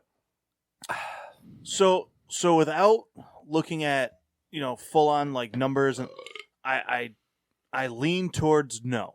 I can look up stats if you guys would. And we can. I mean, we can. This is a debate, like you said, between Jordan and LeBron. But like, as soon as you said it, I thought of two names, and they just leaped out at me at first, and Lawrence it was Taylor and Ed Reed.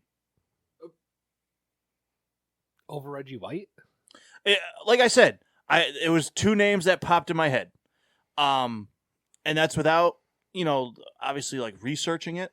But those are two names. As soon as Paul was like asking the question, those were the guys I thought of. All right, so real quick, I'll give you a standpoint for a career. Aaron Donald, man, I would have never bet money on this. Under 100 sacks? No, he doesn't have a career interception. Oh, yeah. 23 forced fumbles. What's he built? He's a defensive tackle, right? Yes. 23 forced fumbles, 98 sacks, in 9 seasons. And we'll go 441 tackles, 150 for a loss. Lawrence Taylor, albeit he played a lot more years, did way more cocaine. played from 81 to 93, you know so 12 years. He had 9 picks for 2 touchdowns. Forced fumbles weren't a recorded stat in his time. He had 142 sacks. And Lawrence he Taylor won... has 54 forced fumbles. Huh? 54 forced fumbles. Who? Lawrence Taylor. Well, that's the thing, though. But it's not going off Pro Football Reference. It wasn't a recorded stat, so it's like hard to like make that assumption. Yeah, who went back and watched those games? Nerds. There are people that are paid to do it. Me. And then we'll go from a sample. So Lawrence Taylor has no Super Bowls. 2. Does he have 2? Yeah. Yeah. 2. So 2 Super Bowls, 10-time Pro Bowl, Hall of Fame. MVP. Aaron Donald, 7-time Pro Bowl or 8-time Pro Bowl, 7-time All Pro, 1-time Super Bowl champ. How many MVPs does Aaron Donald have? 0. How many Defensive Player of the Years does he have? 3. All right, and so Lawrence Taylor has 3 Defensive Player of the Years and an MVP. Right. Oh, and 1, 2, 3, 4, 5, 6, 7, 8 All Pros. So 1 more All Pro, 1 more Super Bowl. If you weigh Super Bowls into the factor, it's some people don't, some people do, some people don't. Because some people just kind of weigh it like once you've won 1, you're in the discussion with anybody who's ever won 1. Mm-hmm. That's how some people do it with like LeBron and Jordan. It was like once LeBron won a champion, like multiple championships. Once he got to 2, it was kind of like okay, now we can start comparing him to Jordan because he's won 2. Like yes, Jordan won 6, but it's like the playing field is kind of leveled a little right. bit. Like you like winning a championship is way less about the player and more about the team. Yeah, in any sport. So Lawrence Taylor's kind of like the measuring stick. I feel like for most people for best defensive player of all time.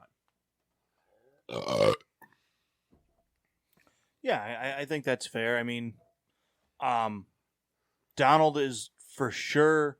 I mean, I think he's the most dominant defensive player right now. But all time it's tough because it's just up in the air. To be the best defensive player, you have to be good in multiple facets, and I think that Lawrence Taylor kind of fits multiple facets more so than Aaron Donald. Aaron Donald kind of is in a great conversation with a Bruce Smith, with a John Randall, with a Reggie White, because such an important, pass rusher. Straight and a up guy sack can- getters. It could force fumbles and whatnot, but Sack getters, run stuffers, Right. force fumbles. Yeah. and the opposite end of that, then it's like you put the secondary members, the Ed Reeds, the Deion Sanders, the Troy Polamalu's, the Champ Baileys, all those great secondary members that don't have sack stats, don't have forced fumble stats, and all that. So the guy more in the middle is like, I think Paul kind of hit it on the head. The measuring stick, I think, is Lawrence Taylor. So if Aaron Donald, found a way to, either switch his game or found more stats in that favor, then we can make the argument. Then he is closer to the greatest defensive player of all Aaron time. Donald dropping back in coverage.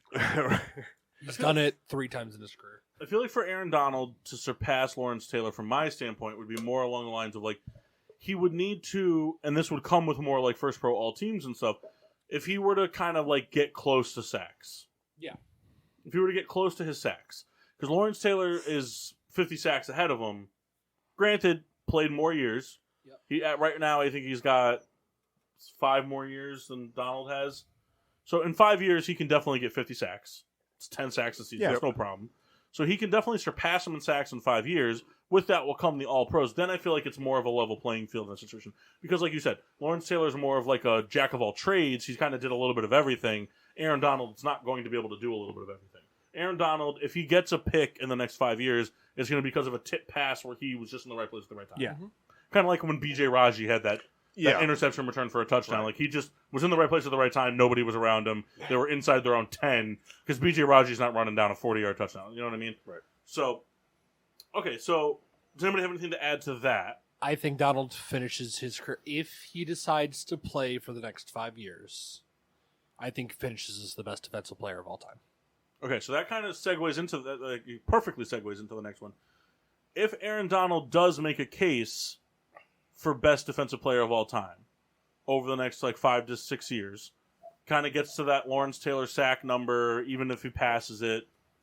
Because I think it'd be fair to say that even though Aaron Donald gets all the sacks he gets, in his career, Aaron Donald more than likely is not going to be able to break Bruce Smith's record. No. He's not going to get to 200 sacks because he's played 8 years. He's got 98. Yep. He'd need 103 more sacks to break Yeah. it. 102.5. So, do you think Aaron Donald will kind of enter that LeBron, Michael Jordan thing where it's kind of discussed where more or less you can give it different titles if you want, where he's not regarded as the best defensive player of all time, but the most dominant defensive player of all time? Yes. Do you think he'll never kind of from a whole standpoint, from all NFL, all football standpoint? Because it's like basketball. There's no camp that's willing to anoint either one of Michael Jordan or LeBron as the best of all time. The best basketball player of all time. Neither one of them will ever give him that title. Nobody will ever give him that title. So, I feel like Aaron Donald's going to kind of enter that same thing. Do you think it's fair to say that Aaron Donald will never get the title of best defensive player of all time, but could get most dominant? Yes. It's possible. Yeah, and it's funny. I'm sitting here thinking about what Kendall said. I don't know if you can call him the best overall defender, Right. because really his position, he's the best at his position, but his position is one of 2 jobs: stop the run, go after the quarterback. Right. That's all he has to worry about. Where Lawrence Taylor was in coverage, he pretty much performed any part the same. Ed Reed, same thing. So I don't know if just for the position Donald plays, if he could, I think he's the best at that position, but I don't think you can put him in the best defender of all time because he just does. He game wrecks, though. Right. So here's the thing. Yes, but again, he has one of 2 jobs: stop the run or go after the quarterback. That's it. That's all he has to worry about is run forward. So LT is more versatile. That Aaron Donald is more dominant at his So- one job he needs to worry about. So here's the thing we can answer pretty quickly. I think when all is said and done, there's going to be a case to be made for Donald to be the most impactful player. But I think it's more important to say that the most impactful player of his generation, because as sports fans, and especially in football, our memory is 10 minutes long. Everyone thought there was going to be another Joe Green. Then there was a Lawrence Taylor. No one thought there was never going to be another Lawrence Taylor. Then there's a Michael Strahan. Oh, there's never going to be another Michael Strahan. Then there's a J.J. Watt, and then there's an Aaron Donald. There's always these players that come in and they make such an impact, whether it's 5 years, whether it's a full career. And not to take anything away from Aaron Donald. No, not at all. Not at all. There's nothing to take away from Aaron Donald. But the thing that makes, at the end of the day, what makes what Aaron Donald does so impressive is that he's doing it from a defensive tackle standpoint. Yes. Where everybody else before him did it from a defensive end standpoint, from a sack standpoint, strictly from the sack standpoint. From the stuffing the run standpoint, I mean, there's not really stats to go back and look at it, but I can't sit here and argue that Aaron Donald is more disruptive against the run than any defensive tackle ever before him. No, I can't argue that. And I don't think anybody can, because it's not a stat. You can't. I mean, tackles for loss. I'd say that'd be like the one. But even still, I mean, because the thing is the defensive tackle can completely disrupt the counterplay, but doesn't actually ever touch the running back. If Joe Mixon comes running in and decides he's going to run a left counter to the right, and Aaron Donald blows to the right side, he's got to go back to the left and then gets tackled by Leonard Floyd. What are Von Miller's career numbers? We have to look it up. But I will say Donald has earned himself a conversation piece forever. I mean, there's never going to be a time that he's not going to be. The guy's a surefire Hall of Fame. Like, he retires, say he's in the Hall of Fame in 5 years. Yeah, there's no denying it. But it's tough to do the Von Miller has, for his career, which is 1, 2. I think he's played 10 years. 11 years. 11. Well, 10 years because he got traded during the season. So 10 years, 2 picks, 1 pick 6, 27 forced fumbles, 115.5 sacks, 540 tackles, 154 for loss. Rookie of the year, 2 All-Pros. Von Miller only has 2 first-team All-Pros? 2 first-team All-Pros. Holy shit. No Defensive Player of the Year. Wow. He's and, still and a Super Bowl MVP? And 2-time Super Bowl winner. Yeah. Well, no. So the point I was going to make is say if they both retired today, right? They're both first ballots. Yes, but if they both retired today, who had a better career? Who had the better career? And I mean, again, Von Miller had the better career. Aaron Donald just had the more dominant career. That's fair. That's why I say that's where the topic came from, was Aaron Donald. No matter what unless Aaron Donald pushes out another 10 years and can get to the sack record, he's going to kind of always go down as the most dominant of all time, but not the best of all time. I think he's doing these all through double and triple teams. But that's the thing, though. It's that's something you got to remember is when it comes down to it, when we get to Hall of Fame voting and after he's retired and we're looking at legacies, nobody's going to talk about that type of stuff. I know. Because how many times was Michael Jordan double teamed in his career versus LeBron? You know what I mean? I think 13 more times. That's fair. That's just an average. What a scrub this AD guy is, too. Doesn't even have his number retired by the team. Yeah, I'll take a beer. Can I have the bear one? Bert. But yeah, I mean, there's no debate that Aaron Donald. I mean, especially right now. I mean, we joked about it with the Defensive Player of the Year stuff, which one of his is a sham. But here's the thing, and it's not taking anything away from Aaron Donald, but I will agree. I think T.J. Watt deserved it last year. Yeah, I think T.J. Watt should be a 2-time Defensive Player of the Year. And looking, and I forget who the players were in discussion. I looked back at it right at the end of the regular season. I remember looking back at it, and I remember being very upset that Aaron Donald was being considered a finalist. For last year or this year? For this year. I didn't think that he deserved to be a finalist for it this year. I agree. I don't know if he was when they did the voting. I don't know, because when they do when they announce it, they always kind of say it's in the Oscars, and the finalists are, but I don't think he didn't deserve it this year to be a finalist. I agree. There were a lot of players that I think thought deserved it more. I mean, here's the thing. I don't give a shit. We've talked about it on the show before. I don't give a shit what the negative numbers are.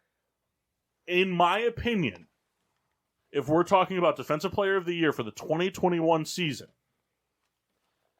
Trayvon Diggs deserved it more than Aaron Donald.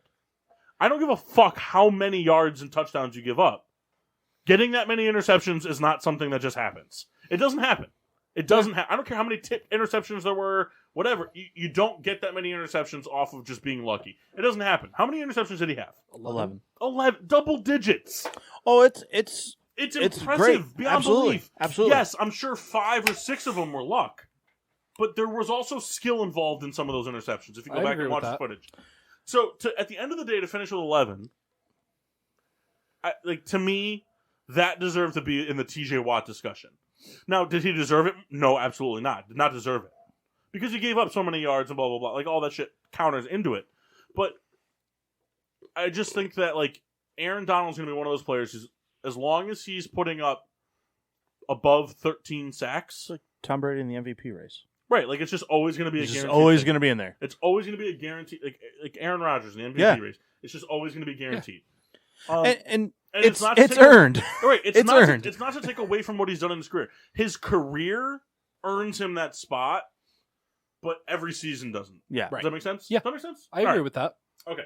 So, moves on. That being said, he sucks. Let's. He's a piece of fucking garbage. Moving on to the next one. He's a dirty fucking player, though. Yeah, did you see him push Burrow out of bounds? Like He was that? trying to choke. The thing was, here's the deal. I don't give a fuck if it was a clean hit or not. We established that we thought it was clean. Yeah. I don't care if it's clean or not, Cleanish. though. The offensive lineman is always going to come over to protect his quarterback. Yeah. It doesn't matter. And then Aaron Donald's just like, no, I'm just going to choke you. No, he got choked in that. He started choking. You can go watch the footage. Aaron Donald put his hands on his head. Aaron Donald's a dirty fucking player. He's what they call a bleep. Nadamakasu. No, he's not that dirty, but he definitely resembles Oh my god, Donkey Donkey Kong. pissed me off so much. Sue's during not the that fucking dirty Tech anymore. game. Huh? Sue got older. He matured. No.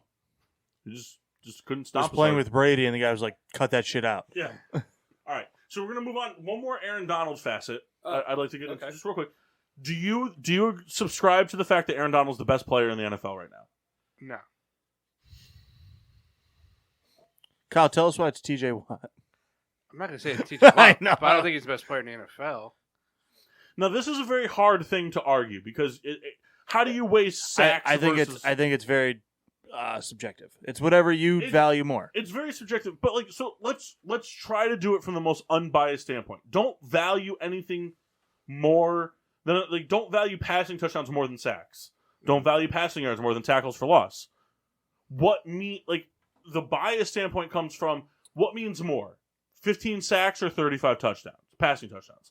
What means more, 10 plus receiving touchdowns or so you know what I mean? Like those sorts of things. Like, but So from because really all we have to base it off of is you can either go 100% subjective and go off a talent standpoint, or you can go off of a statistical standpoint. You can't really mix the both. are we doing this on the premise that Tom Brady's gone? Like we're Sure. assuming the So retirement is All real right, so now that Tom Brady's retired, because is- he'd be the answer, right? is Aaron? Yeah, Yes. I mean, I don't like saying it, but he'd be the answer, right? 1000%. He put up his best stats ever. Amazing. So now that Tom Brady's retired, is Aaron Donald the best overall football player in the NFL? I still say no. And I think it's Patrick Mahomes. So You want to know something? I was going to say that, but I thought Kyle would yell at me for it. So my gut would have been Mahomes until this year. This was the Yes. first year that I felt that the edge wasn't there for him. He became human. Right, and it's he could turn around. He could throw 50 touchdowns this coming year. Who knows? Maybe. I feel like But he exposed the human element this year. Yeah. Donald, I feel, has not ever really suffered that. You know, no matter what, he seems to always be, you know, a leader in sacks, a guy who's always like up for, hey, this guy's going to be defensive player of the year or not. You know, perhaps it's the sample size. You know, that is a difference, but No, 2016 he only had 8 sacks. So yeah. He was I bad. look at the season Mahomes had this year, where he had that He played in real all the games too. he had that really rough skid, where he threw a lot of picks, and I think the way he was able to turn it around and really come within a few Himself. plays of the Super Bowl. I mean, they were right there, going to what it would have been his third straight Super Bowl. Yep. Yep. I don't know. I think it's tough because how do you compare like a defensive tackle who, he's not calling the plays on the defense. And we just said he has one of two jobs, and both of them involve run forward. I don't know how you compare that to a quarterback that, and not just specifically Mahomes, any quarterback that has to run the offense. Well, I think It's just a hard thing to compare. I think the way you would look at that is from the standpoint of what. So Massey, without looking it up, because I can't look up all these stats that quick.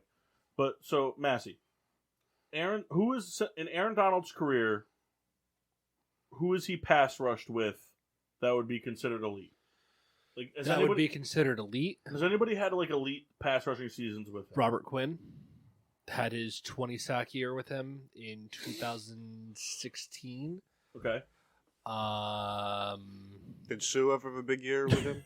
I'm just curious. He led the league in kicked groins.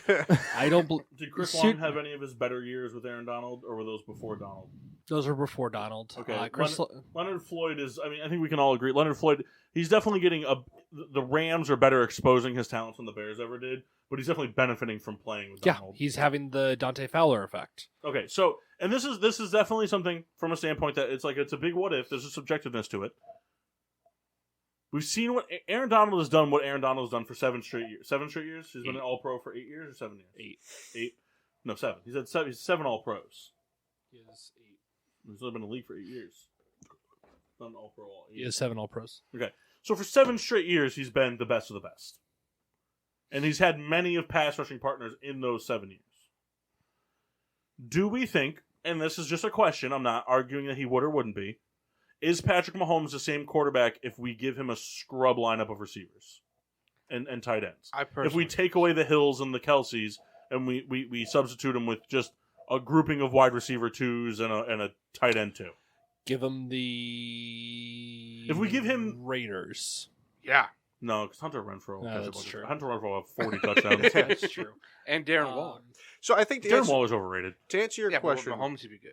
I think Ravens receiving core? Oh, no, Mark Andrews. Well, regardless of the receiving core is running Dolphins? backs, I think Mahomes is great at buying time. He's a guy he make plays. I just think the numbers wouldn't be as gaudy without the Yes. Mahomes. I don't He know. wouldn't be an MVP conversation So every year. realistic- I mean, put him on the Jets, right? Mhm. Put him on the Jets. I think he makes him still a playoff team. I bet you the Jets make the playoffs, and he still is around 4,000 passing yards. Okay. 3,800 to 400.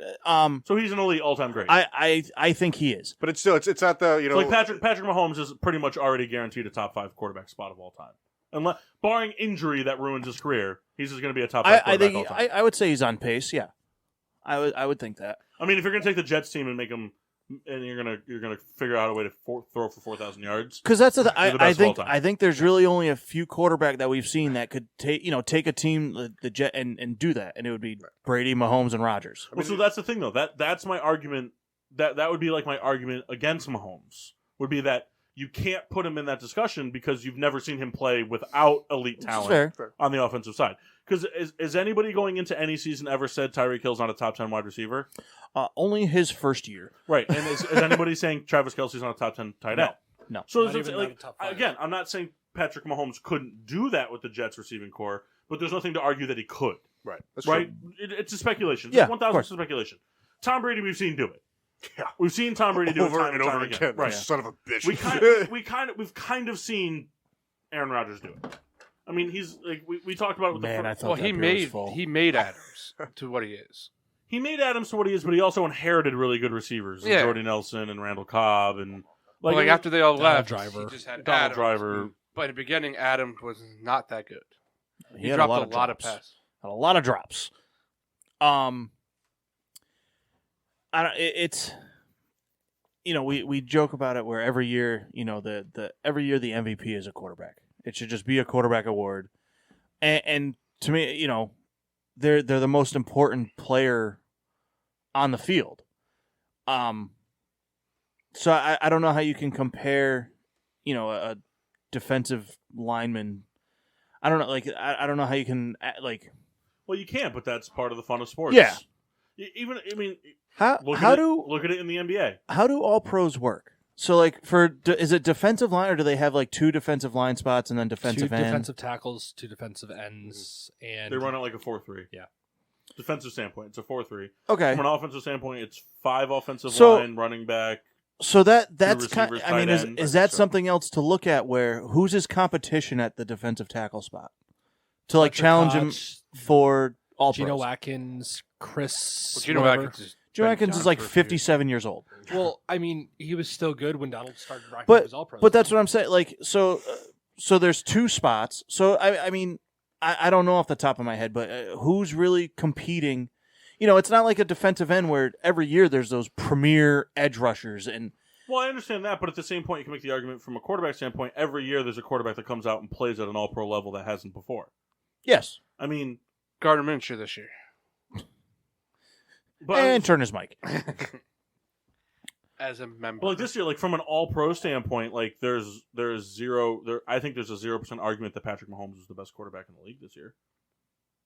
That's fair. 0%. I don't think you can even make that. I think if you make that argument, you're either a Patrick Mahomes fan or a Chiefs fan. Yeah. And that's the bias behind it. But what I mean, so like, I'm just curious who you rate over him. I'm just curious who you rate over From him. this past year, Tom Brady and Aaron Rodgers. I mean, both going are into better. next year. No, I'm saying from an All-Pro standpoint. Gotcha. Okay. And Tom Brady for next year. but what I mean is like if you Just look a at ton of any season, you We're know, cutting because Justin how many quarterbacks get an just one All Pro quarterback, right? 2. Is it 2? Is it Yeah. 2 Oh, okay. for the first team? There's 2. Do they do AFC, NFC? Or does it not matter? I thought it's No, because All-Pro is one team. yeah. Right. Yeah. Well, I just didn't know. Then like, why pick 2? I I thought it was 1 because don't they like pick one roster? It's know, one and then, quarterback. and then there's the second team. It's So- quarterback, running back, tight end, 3 wide receivers, 5 offensive linemen, 2 edge, 2 interior linemen, 3 linebackers, 2 corners, 2 safeties. So that's the thing. I mean, Kicker, punter, kick return, punt return, special teamer, and long snapper.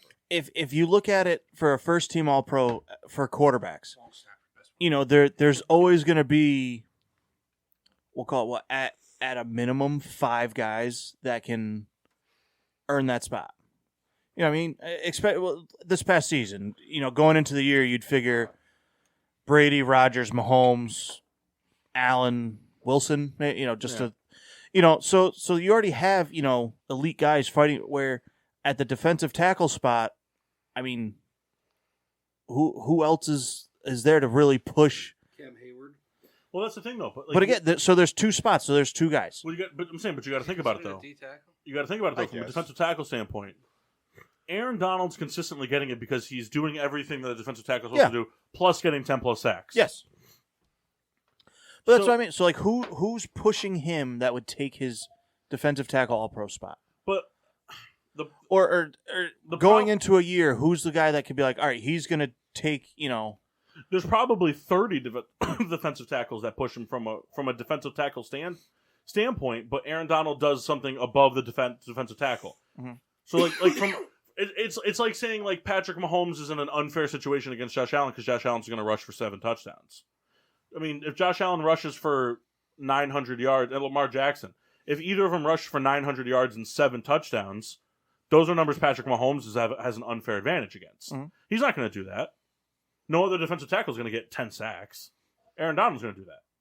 That's like his thing. So like every position kind of has like that thing. It's like the running back position. Like going into the running back thing, like Christian McCaffrey, if he's healthy and going to play the full season, is always going to have the leg up on the All-Pro running back thing before the season even starts because he's going to catch 1,000 yards worth of balls. Like that's going to happen. No other running back's going to do that. And from an All-Pro standpoint, it's strictly just All-Pro. It's like best, right? It's like the best at the position. Yeah. For that year. So it's like DeForest Buckner too. Massey, just shut up. All right. So we'll move on from that. Okay. Next topic. Do you guys think I'm handsome? Yes. Always. You're hot. I don't know. I think he's gaslighting you. yeah. All right. So Mox was unbelievable. Kyle's was super unbelievable. But thank you, Massey and Kendall. You're welcome. All right. I really mean it. We'll stick with, well, actually, I'll let you decide. Kendall, football or basketball? Let's do some basketball. So on the football side of things, LeBron James, wide receiver, tight end. this is more of a a hot topic thing, I guess, or whatever. Devin Hester belongs in the Hall of Fame before Julian Edelman does. I saw that. But all right, Massey, why? Devin Hester was the most feared special teamer in history. There was nobody else. I can sum it up better. Go ahead. If you're the best of all time at your position, you deserve to be in the Hall of Fame. Yeah. He does. And There's no question. Name a better returner. I'm not saying there is. No, I'm not saying it to you specifically. I'm saying name a better returner. You can't. He broke a return record from a defensive touchdown machine. Like he broke the special teams return touchdown in like a second year. Right. He was just chasing Deion Sanders, who did punt kick returns and had pick sixes. He had a third thing to help him get that number. And the thing is, the way they changed the rules, I don't really see how you can beat that record. It's so different. That's now. an unbeatable record at It's this just point. it's how, and it's not a detriment. I watched the Devin Hester highlight today, which was pretty funny. It was his first year they were playing the Rams, Mhm. and it was when because he was originally drafted as a corner, and he gave up a touchdown to somebody on the Rams with like 3 minutes gone in the first quarter. Like the Rams were marching on the field. Mhm. Devin Hester gave up like a 14-yard post route for a touchdown, wide open. The guy was just wide open, and the Rams were just going crazy. And then they kicked, and then Devin Hester just ran it back for a touchdown, and then ran another kickoff for a touchdown right after that. And it's not a detriment against Hester because the rules are different. Absolutely not. No. It's just the NFL, for a reason, for players' safety, blah, blah, blah, whatever, they change it. So, there will be other Edelmans. Great player. There will be other. Julian Edelman's standpoint for the Hall of Fame case is, I think we can all agree, it comes off of rings. Yeah. If Julian Edelman has no Super Bowls, he's not a Hall of Famer, and there's no question about it. Oh, yeah. No doubt. I mean, granted, he had one of the best catches in Super Bowl history. Got an MVP off of it, too. Right, but without He should have more than one Super Bowl MVP. but without his rings, and albeit he has them, but without his rings, it's guaranteed he's not a Hall of Famer. Yeah. Off of his stats alone. Just off his stats. Even if you include his playoff stats, he's not a Hall of Famer. I agree. We've had that conversation on the show. Yeah. I'll stand by, and this goes with because we've had there's been the conversation in the past with punters and kickers. If you're the best, if you're considered the best, like when Justin Tucker retires, should he be a Hall of Famer? Yes. Why should Justin Tucker be a Hall of Famer, but not Devin Hester? So I don't agree know. with you. I don't know if is there a camp out there that Hester shouldn't be in the Hall of Fame? Oh yeah, there's a huge camp. I haven't seen it. That's There's why a I'm huge asking. camp because the way he impacted the game wasn't traditional. It was he put up return touchdowns and whatever, but what did he do outside of that? He had what was the record? 17 or 16? 17. The record was 17, so he has 18 career return touchdowns. What the fuck else did he do outside of that? He's got what? 25 receiving touchdowns? Maybe. That might be high. I'll look it up. I'll look up his stats. Yeah, I mean, I say because he was a pretty whatever receiver. he's got a handful, of touchdowns receiving. His offensive stats are kind of, subpar. Right, outside of the return game, Yeah. his stats are laughable. So from 06 to 18, he's got Played for 12 years. Yep. Wow. So he's got 14 punt return touchdowns and 5 kick return touchdowns for 18 total, which is the record for return touchdowns. Which will never be broken. Right.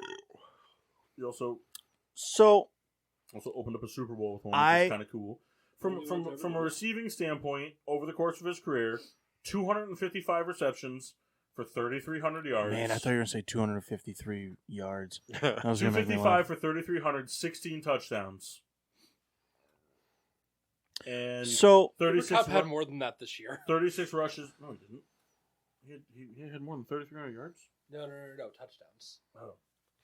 Yeah, but He had more than 16 touchdowns in the regular season? I think he had 17.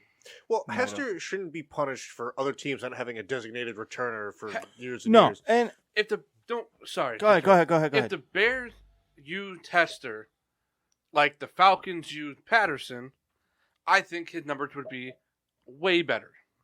Because they're kind of the same player. They tried. No, Hester suffered for a long time in that speed threat role with Rex Grossman at quarterback who couldn't throw the deep ball. He had 16 this year.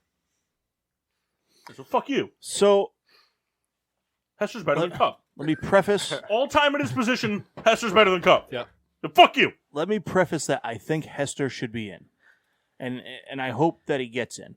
He will get in. He better fucking get in. There were a lot of people that were really up, like not Bears fans, like analysts and stuff. That they were very upset that he didn't get in first ballot. I am too. They thought he should have been a first ballot Hall of Famer because he's the best of all time at his position. He holds a record. That's the other thing too. Is like There was somebody that said that Well, he better get it in the first ballot. right, but I'm saying like that was the thing. Like he wasn't. It's not like a subjective best of all time. He's factually the best of all time. Like that. There's no subjectiveness to it. He's just the best of all time. So. I mean, I don't know from a standpoint, like, I didn't really look at the stats of all the players. Like, this class, if you look at it, it's a lot of players that we're not super familiar with. I tell you, they announced, and I was like, I don't even know who any of these Right, guys so, are. like, like, without looking at the stats, like, yes, it's easy to be mad at it, but, like, at the same time, you gotta look at, like, other things. Like, the rings matter, stuff like that, all pros, things like that. But...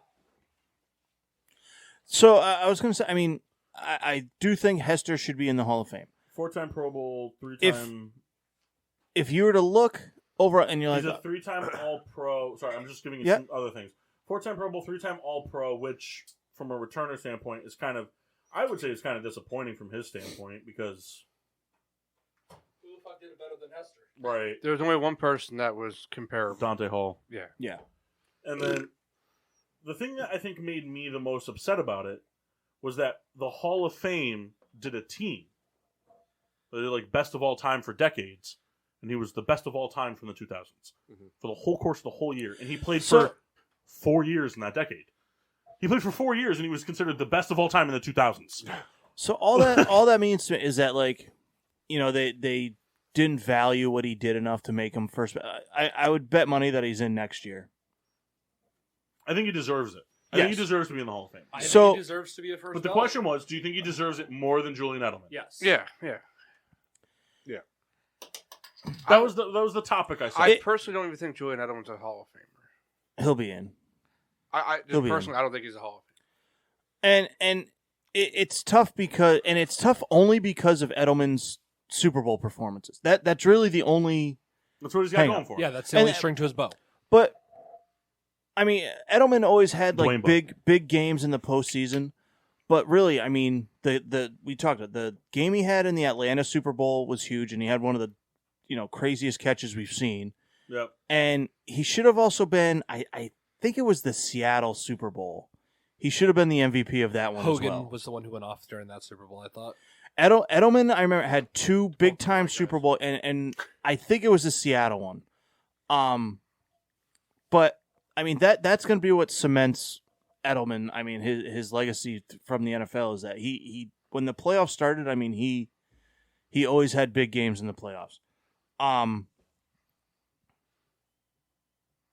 If you look at Hester, like we were saying, he had, what'd you say, 18 return 18 return total touchdowns. None of them defensive.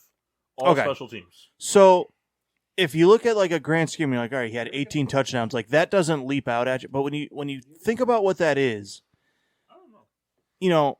he played how many years? 12? Yeah. So that means he averaged more than 1 return touchdown a season. That's like insane. Yeah. Like that's a big deal. But And just to kind of add to it, because we've talked about it, we're in the discussion, or in the camp. His career for kick return, Devin Hester. For punts, it seems pretty low, but his career average per return is 11.7, so about 12 yards per return.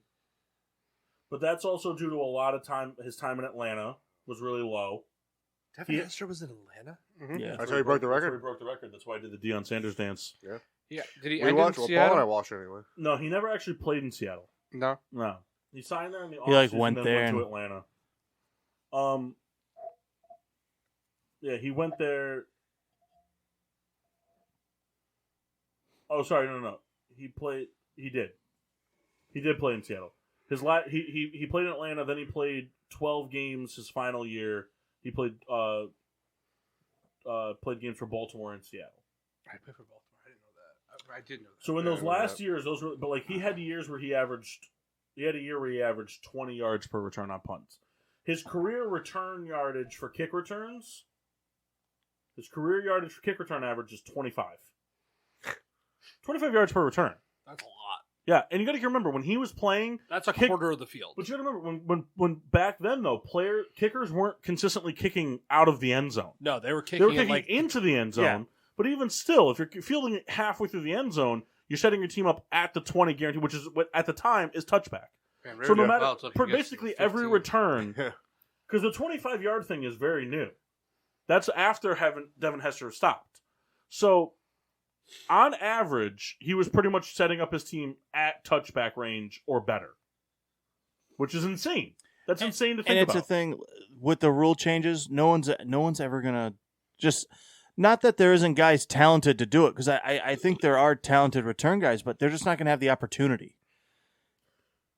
In 2013, there were 4 people in the NFL on the offensive, 6 people on the offensive side of the ball that recorded more offensive yards than he had kick return yards on the season. He had 1,586 return yards. holy shit. Just off kickoffs. Yeah. Add punts into it, it's up to 1,700, which only one player did better than for total yards. Calvin? No, Calvin Johnson was a bust. What year did you say? 13? It was a minor tumor. Oh, cool. It wasn't. I got you. It was the other season. No, but I think he's a Hall of Famer. That That was was the thing. question. Does he deserve it more than Edelman does? Yes, I think so.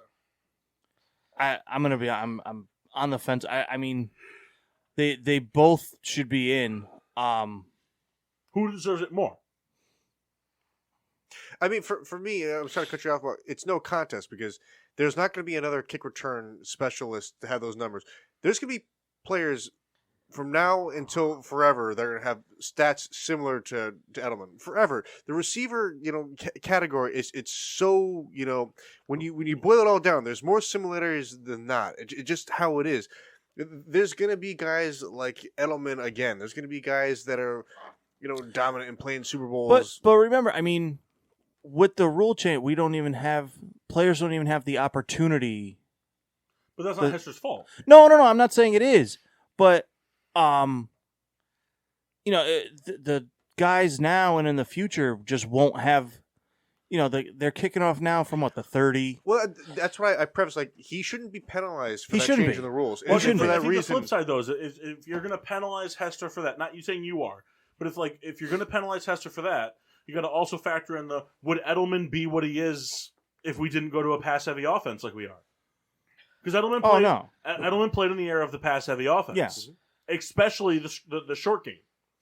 He played with a quarterback that loved to throw Yeah. passes under 15 yards. Arguably And the be- best one to do that of all time. But Chad Pennington.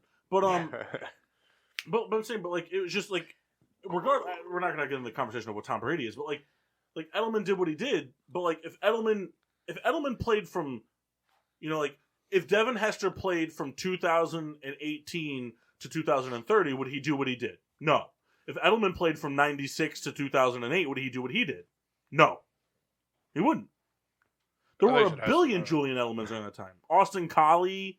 There were so many. Wes Welker. Yeah. Danny Amendola? Edelman has better numbers than Wes Welker does all time. Say it again. I'm sorry. Edelman has better numbers than Wes Welker. Wes Welker was the premier slot guy of that time. Edelman plays during that time. He's not a Hall of Famer. I don't care how many Super Bowls he wins. His stats would be so abysmal it wouldn't matter. Devin Hester. So it's you take what because that's what hurts Devin Hester is because we're in today's NFL where Devin Hester wouldn't succeed. But if you look at other eras of football, Julian Edelman wouldn't have succeeded. Yeah. I mean, you go back if Julian Edelman was around from 86 to 95, he would be nobody. He would have 300 yards a season. Because back then it was either you run the ball or you throw a deep.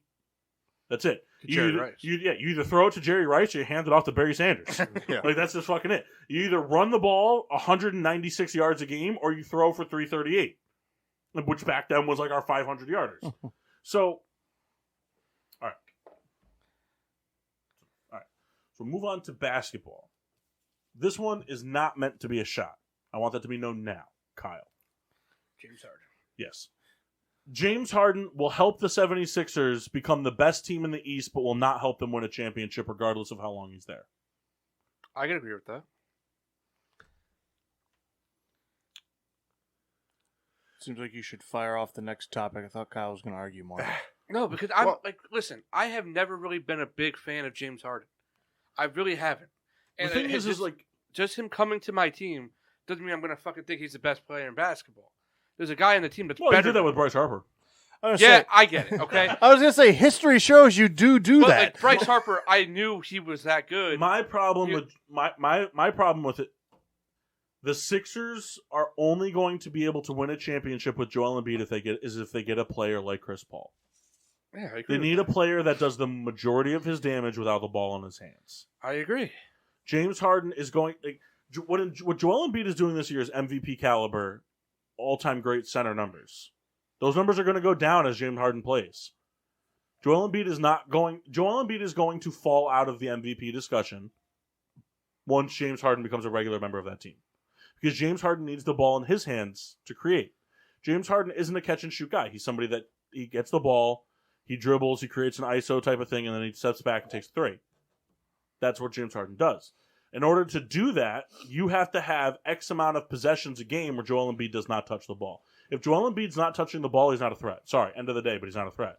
Joel Embiid's not the center like Shaq was, where he's going to post up down low, and James Harden's also not the type of guard that's going to cut in, throw the ball up, and then Joel Embiid's going to go out and dunk it. That's why Kobe and Shaq were so special. Because Kobe could get to the rim at will, no matter what he wanted to do, but he could also be unselfish about it and throw the ball just up in the air and be like, Shaq's going to get this. Embiid's not that player. He's not that center. Harden's not that guard. So, they're the 3 seed in the East as of right now, coming out of the All-Star break. I think they very easily could become the number 1 seed in the East. I think the thing that is very funny about it is I think that the 76ers could become James Harden could become a fate to his own problem. Yeah. And that is that I think that they very easily could face a play-in seed Kevin Durant team in the final, in the playoffs, in the first round and get bounced. Because Kevin Durant can very easily eliminate any team in the East. You're right. Especially if Ben Simmons comes back and can play his role correctly on that team, now that they've added Gordon Dragic, that could be a big deal. I agree. I think Harden's the worst guy to have on your team. I do. I mean, we talked about it in the car. Yeah. I do think that at this moment in time, I think Harden is the biggest locker room cancer there is. He's quit on 2 teams. 2 teams in less than 2 years. That's a problem. That's a big problem. And it's hard to argue that if the Sixers, let's just say the Harden Embiid thing doesn't work out right away, and they finish as like a 3rd or 4th seed in the East, because the Heat are a force to be reckoned with, the Bulls are a force to be reckoned with, the Bucks are a force to be reckoned with. Those are all teams that you wouldn't be surprised if I told you, hey, you guys got Harden. Just so you know, I'm going to let you know, at the end of the season, any one of those teams are going to finish 1, 2, and 3. You wouldn't be surprised, would you? No. Would you be surprised if the Sixers finished 4th behind those teams? No, Yeah. Right? No, and that's not shitting on the Sixers. They're good teams. They're good, well-rounded teams. If they finish the 4 seed, they get bounced in the first round. There's nothing at this moment in time that says Harden doesn't say, yikes, this wasn't for me. I'll go test free agency. The only reason why I like that trade is because they didn't have to give up the 2 assets that I personally value the most. The biggest thing from that trade was they didn't give up Tyrese Maxey or Matisse Thybulle. Yeah. That was big because regardless of what happens with James Harden or Joel Embiid down the line, those 2 are probably the building blocks of the Sixers' next process. Because, Joel Embiid is going to be there for a while. Right. Ben Simmons didn't fucking play, so you're not really missing anything from that. No. Seth Curry is a liability on defense. Yes, he can shoot the basketball, but you're getting a better version of that. Yes and no. I will say yes and no. And the only reason I say yes and no is you're getting a better shooter because you're getting a better shot creator. Yeah. Not a better shooter. That's what I mean. Probably on par shot. You're getting a better shot creator, better playmaker for himself, better ISO player. But with Embiid, you kind of need more spot shooters than you need create their own shot. And then Drummond kind of hurts because we don't really have a backup center, but you can get a buyout center and then figure that out. But I'll play. yeah, you're not big enough, man. Yeah, you can't play center. Plenty big. No, you Plenty can't. big. But like, Punching I the get it. balls is a T2 and you're out. Like, I get it. Everybody gets one. I get why people That's are all you'll afraid. I get. get why people love it. But the big thing about it, yes, we get first round picks. Our first round picks are going to be in the 20s. Who gives a shit? They're usually bad at fucking drafting anyways. Yeah. I feel like those don't matter in the NBA at all. In the top 5 do. Other I than know, that. I know that, but even then, like, Yeah. But like, the biggest thing about that trade is we didn't have to give up Tyrese Maxey and Matisse Thybulle. Yeah. Real quick, Massey, as So- of tonight, did 2 teams from Ohio go to the Super Bowl? Did the Browns make it to the Super Bowl tonight? What? Like a minute ago? Yes. They did, okay. Kendall's got to be the worst stand-up comedian in this room. What? I was asking if Massey took a Man, dump. you just hurt him. And that was terrible execution. But like, Did you take a shit? I don't. Here's the thing. I haven't. I like You the said Sixers. 2 Ohio teams. That's why I was confused. Cleveland and Cincinnati, the Browns. The Ravens were also once an Ohio team. This is true. They used to be the Browns. Nope, they weren't No, the they were Rams. the Colts. There you go. Sorry. They weren't the Colts either. The Indianapolis, Ohio Colts? Oh.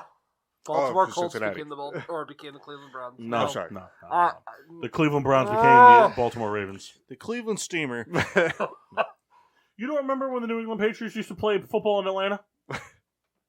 Back when they were the Atlanta fucking Patriots? that was before my time. And before they were the Atlanta Patriots, they were the Washington, D.C. John Revere's. It's Paul Revere.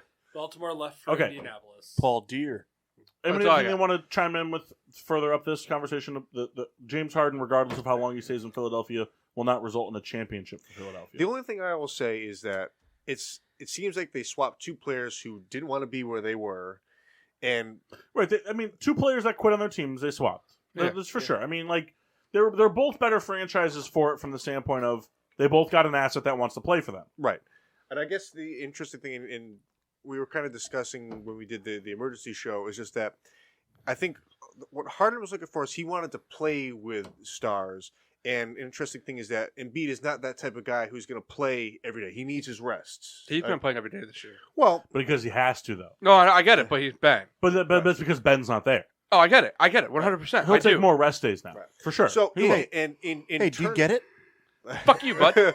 And in turn of that, you know, with those rest days, where does like the power struggle begin? Where like Embiid has So- to be the guy with the ball in his hands, where That's Harden the has thing. to be the That's star. the thing is like, so what you're saying is correct, but the way you're saying it is wrong. Mhm.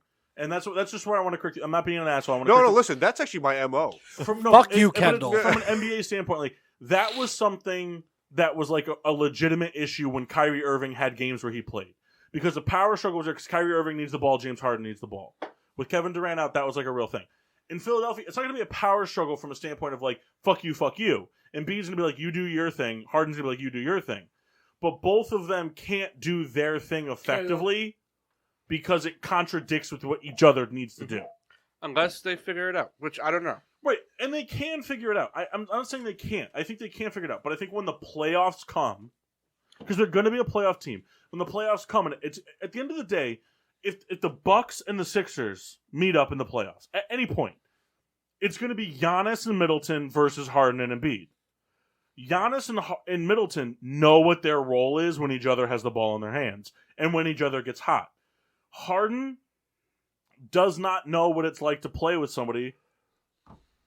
He really doesn't have an idea what it's like to play with somebody that needs the ball in their hands to be effective consistently. Durant wasn't healthy. Irving is not vaccinated. The closest thing he's had to that star, though, was Chris Paul.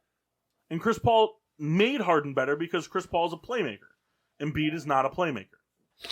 So it's going to be a very big question as to what if. But We'll find out shortly. there's nothing to subscribe to the fact that Harden is what they need to go over the edge because Harden has shown in the past he doesn't have what it takes. I don't disagree with anything. Also, I found this thing I'd like to just discuss real quick that I thought was funny. Tracy McGrady said this. James Harden has been on 3 teams in 2 years puts on bodysuits, fakes injuries, and quits on teams. There is no way he can be accepted as a top 5 shooting guard ever in the history of this NBA or in the history of his career, regardless of what he accomplishes. His character is flawed, and all he really cares about is partying and quitting. And strip clubs. I think that falls into the partying category. But I don't care for James Harden. No, Kyle. No one's aiming this at you. This is simply a topic discussion. That's all it is. I'm not aiming this at you. I think that the 76ers are the worst franchise in history because they just traded for James Harden. That's fair. That's fair. Now, what I want you to do is I want you to say that to Kyle's face.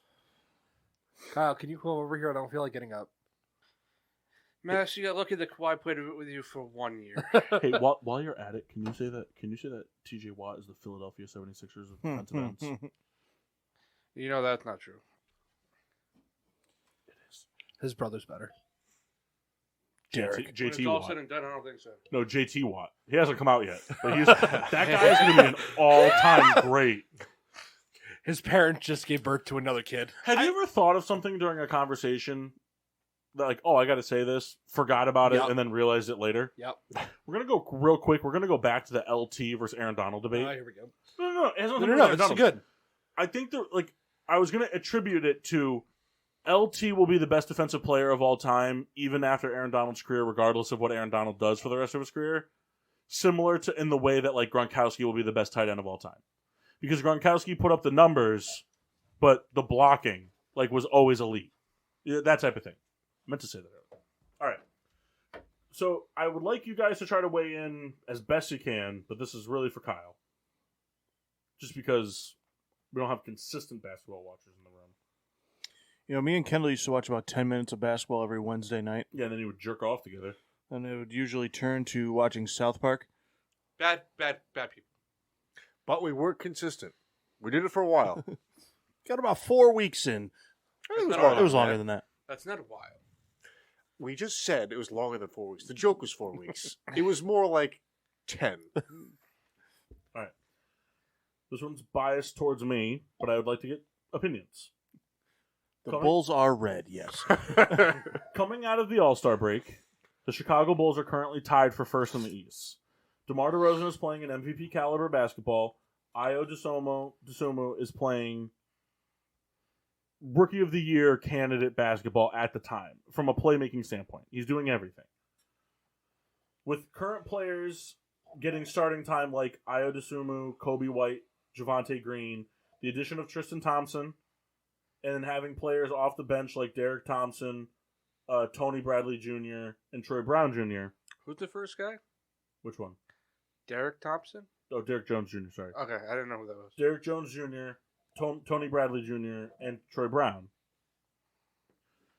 Once the Bulls get Caruso, which they're slated to do before the end of the season, the Bulls will get back Alex Caruso, Lonzo Ball, Patrick Williams, and then Zach LaVine. Going into the playoffs, assuming a full health squad, the Bulls will be undeniably the most deep team the NBA has seen in years. Yes. Just trying to think. Because figure from a standpoint, if the Bulls are fully healthy going into the playoffs with their roster, you figure Lonzo at the 1, LaVine at the 2, DeRozan at the 3, Patrick Williams at the 4. If he's earned enough time and minutes and whatever, Vucevic at the 5. Coming off the bench, you would have Ayo Dosunmu, Alex Caruso, Kobe White, Tristan Thompson, Javonte Green, Derek Jones Jr., Tony Bradley, and Troy Brown. Yeah. They not deep from there's talent all the way depth, but ready to play depth. Yeah. The only other team that could give it any run for the money is the Suns. That's it.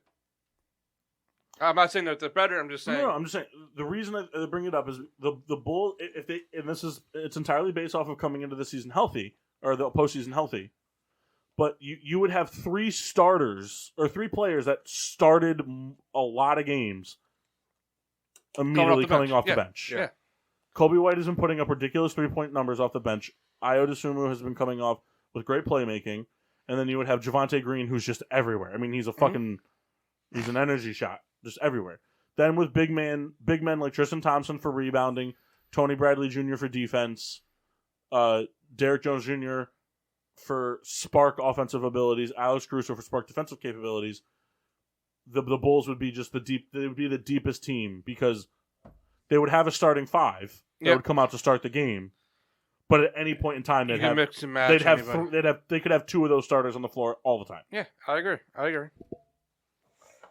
Yeah, I mean, I hate to be all the guy. I'm just agreeing with you guys, but there's something to be said for the plug and play, and all those guys, have experience in different, squads through the time. That hey,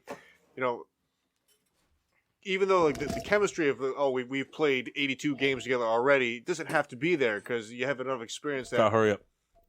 That it's the ultimate. I mean, regardless of what if he fell down the stairs like right now? Be so funny. So He loud. fell twice at disc golf. We were talking about it earlier. So loud. We'd be so late to tend to him. Like, are you all right? I wouldn't even go over there.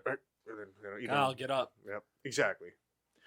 But it just what I imagine happening is that he would fall and he would land like on his shoulders backwards at the base of the stairs, roll under this cabinet that's here that I know the viewers can't see it, but his legs would get stuck and he'd be stuck in this like upside down position. And I just envision Mock would go over and frap him. as you should. My God, how loud that is! Yeah. That's what happens when you eat nothing but zesty sauce. Yeah. Piss mayonnaise for days. That was him shitting. That was not. I mean, the guy just like peas powdered lemonade. Like, What? That wouldn't be allowed. Hey, did you guys hear a sink? No. Have you ever? Did you wash your hands? No. You know what, though? I appreciate him not lying. Yeah.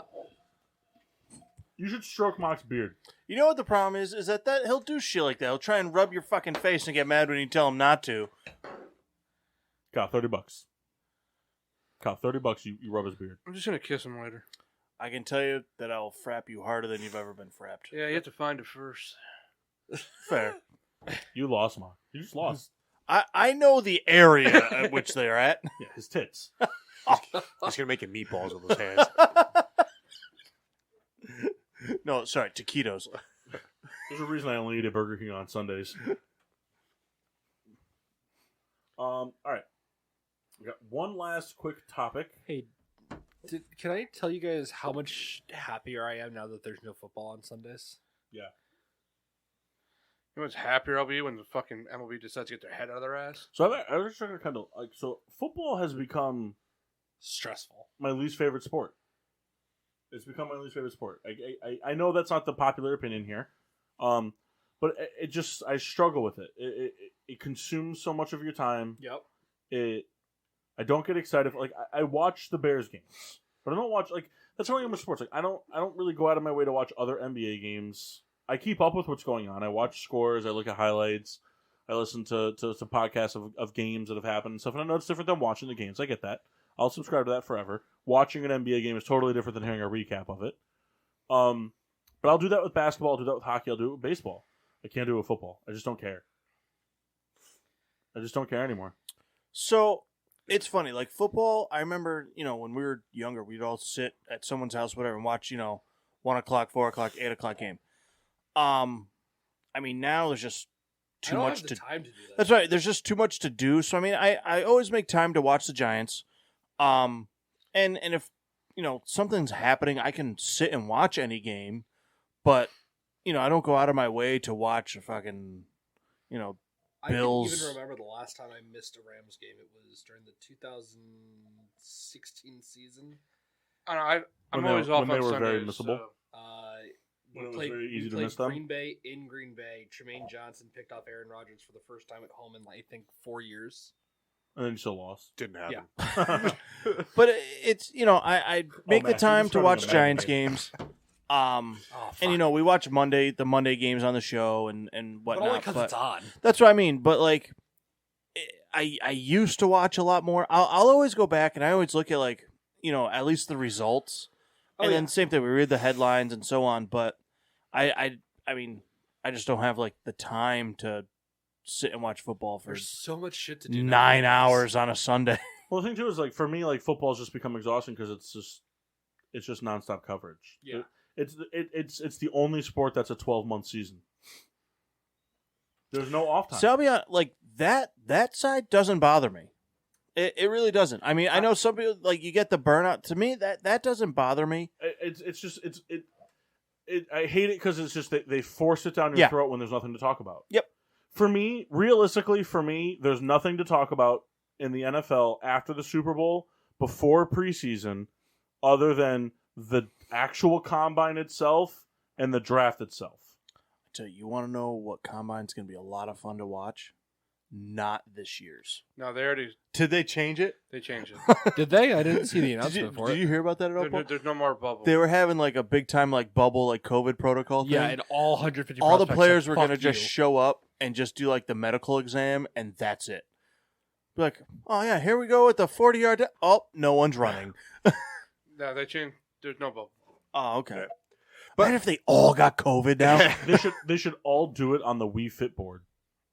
Kendall's been trying to find one of those for a while. I got him one. Yeah, he tracked it down. Wasn't far from where a connoisseur was. Kendall was just like, I was like, hey, what are you trying to get Rebecca for her birthday? He was like, I'm truly trying to find her a Wii Fit board. I found him one he didn't 2 tell you? blocks from his house. He broke it. No, I don't care. He paid for it. Peed on it. She used it. I didn't today. do. I just found it for him. He paid for it and everything. He peed on it. All right. Went to the guy's house. We had some taquitos. It was great. Oh, you got it from Kyle? That was good. He had one inflation. He had a. All right. Uno. You trying to tell me something? No. They were in pajama pants. Yes. That's why you're fucking cold. Those are hospital pants. Yeah, imagine just shows up in the hospital gown. I think I have a pair of hospital pants at home. I know you do. All right. Good for pooping. Hospital socks, though, is where it's at. Also good for pooping. All right. Everybody ready? Yeah, I'm ready. Also good for what? Kendall? Pooping. I'm ready. We're going to run out of time pretty soon, so we're going to do a quick draft. Oh, man. Quick draft. Mock draft? Brian Flores. No, not mock draft. First pick. Quick draft. Okay. Gotta go quick. Quick mock draft. We're going till. I gave us till 11:05 because we started late. Okay. We're going to do a quick draft. Kendall, pull up a random list organizer.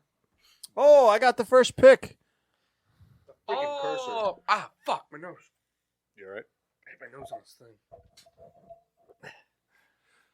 All right, first overall in the draft of people who are named Kevin Nash. Ooh, I'll take Kevin Nealon.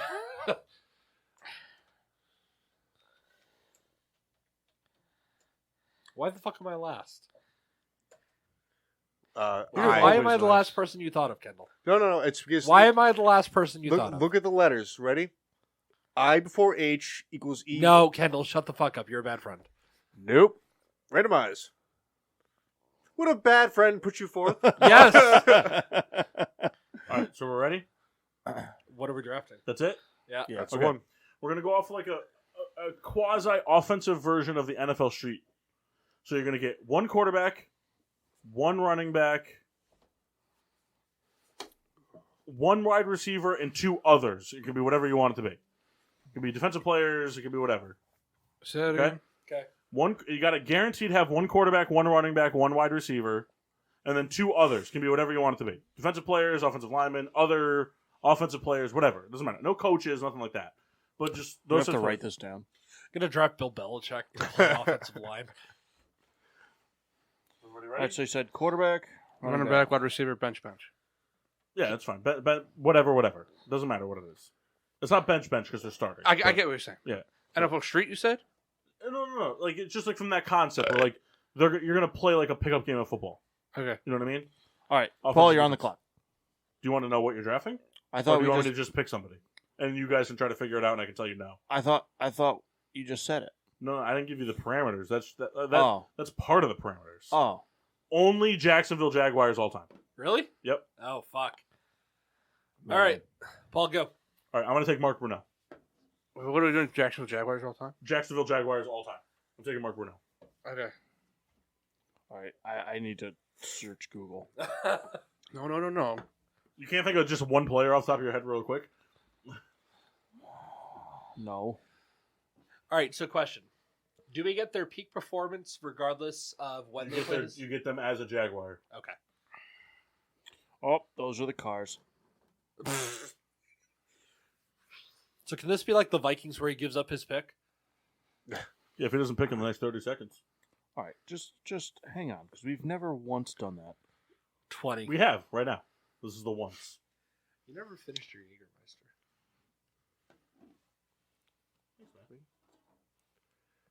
Boilermaker. All right, I'll take Jimmy Smith. Okay. And you looked out big time there, Kendall. I knew that was going. Can I do this to lose? Hmm? Can I do this to lose? I don't care. Okay. I'm going to take Keenan McCardale here. Sorry, I was going to take him next. He's not available. Massey? I'm going to go ahead and take Paul Peluzny. Nice. Dude, thank God. Taking Fred Taylor All right. and then Maurice Jones-Drew. Darn. That's a pretty dick move to go back-to-back running back there. That's all I got, bro. Actually, But I can feel you because I took the only quarterback worth taking. no, there's another one, but There isn't. There isn't, Kyle. There is not.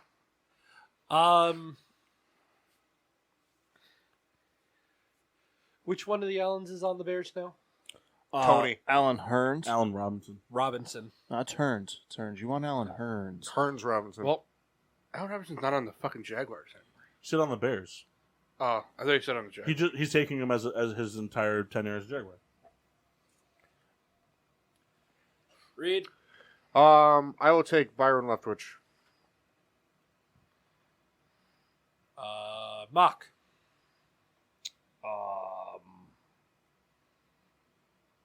All right. This list got pretty short on me here. All right. Fuck. Why the Jaguars? Because this. For this reason. All right. Give me Fournette. Well, Okay. guy was there for a cup of coffee. It was a good cup, Dick. It was a Vermont decaf. It keeps autocorrecting to 4 eggs. That's fine. Leonard 4 eggs. Riddler? I got back to back, right? Yeah. Yep. I'm gonna take James Stewart, Okay. and I'm gonna take on my other. I'm gonna take Calais Campbell. God damn. I got back to back here. Gotta love No, those. you just have back. Man, I didn't scroll down as far as the list went. Well, you better hurry up because we still have 2 things we got Oh, to do before we sign I off. want David Garrard. Cross. Oh, man. I'm taking Rasheem Mathis.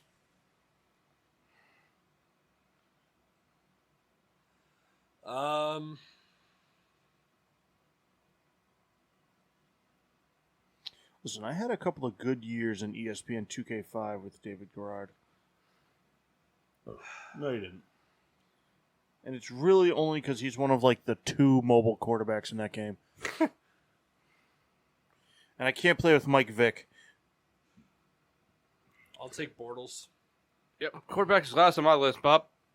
Yeah, enjoy Gardner Minshew. No, I'm not going to take him. I'm going to take a much worse guy. I'm Kyle, in for it, back to man. back. Lawrence? What? I'm in for it. Kyle, back to backs. All right. I went for the Jaguars simply based off of quarterback and running back. I'm taking Tony Basoli. The tackle? Yep. He's in the Hall of Fame now, baby. All right. All right. And then wide receiver. Can I use Julius Thomas as that? No. You want Jaguars, Julius Thomas? I'm Kyle's trying taking Blackman. The guy who played out of a contract? Taking Justin Blackman? No, fuck Yeah, him. he's Taking Blackman. Steve Blackman? Yes. Steve Atwater. You know who Steve Blackman is? No. Look him up. Hopefully you have some dry pants on for you look. Kyle, just take Josh Lambo and let's move on. Dude, who the fuck? I already have my bench spots. Yeah, put him as a Trash quarterback. receivers that played for them. There's some trash receivers. Keenan Blackman. Cole. LaVisca Chenault. You like D.D. Westbrook. Marquise Lee or whatever. Cecil Shorts the third, Kyle. Yes, there you go. Marvin Jones. And it's Mercedes Lewis. You could take Jaguars, Torrey Holt. Oh, D.D. Westbrook, Kyle. You love him. I just said D.D. Westbrook. You took him? No. Oh. Give me 1 second. Yeah, you don't get that second. Tyquan Underwood. I never fucking do this. Oh, Dante Moncrief played there. Is Reggie Williams already taken? Nope. Reggie Williams. Jalen Ramsey. I was going to take He was better as a Jaguar than he was a Ram. Yeah. Kendall. They won playoff it's games me. in spite of him. Yeah. Fred Taylor. The Super Bowl specifically. Fred Taylor's already been taken. He's been taken. Yeah, Kyle took Fred Taylor and Maurice Jones. Oh, did he? He's a fucking asshole. I'm gonna take Mercedes Lewis. Already taken. Really? No.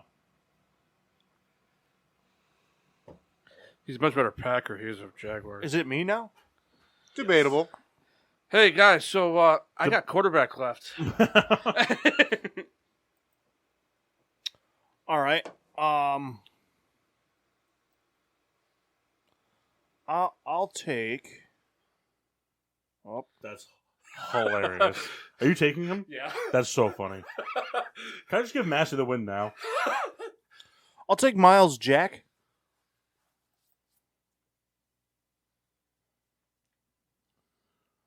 All right, my turn. I'm up. Yeah. Back to back. Back. All right. Yep. I'm gonna take DJ Shark, Do. Fucking hate and that I have song. a bench spot left.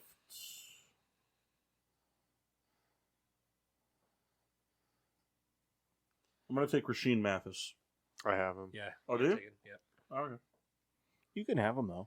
Oh, Mark said I could have him. That's fine. I wasn't interested. I'm gonna take. Need somebody else that can play corner. Scobie. I don't want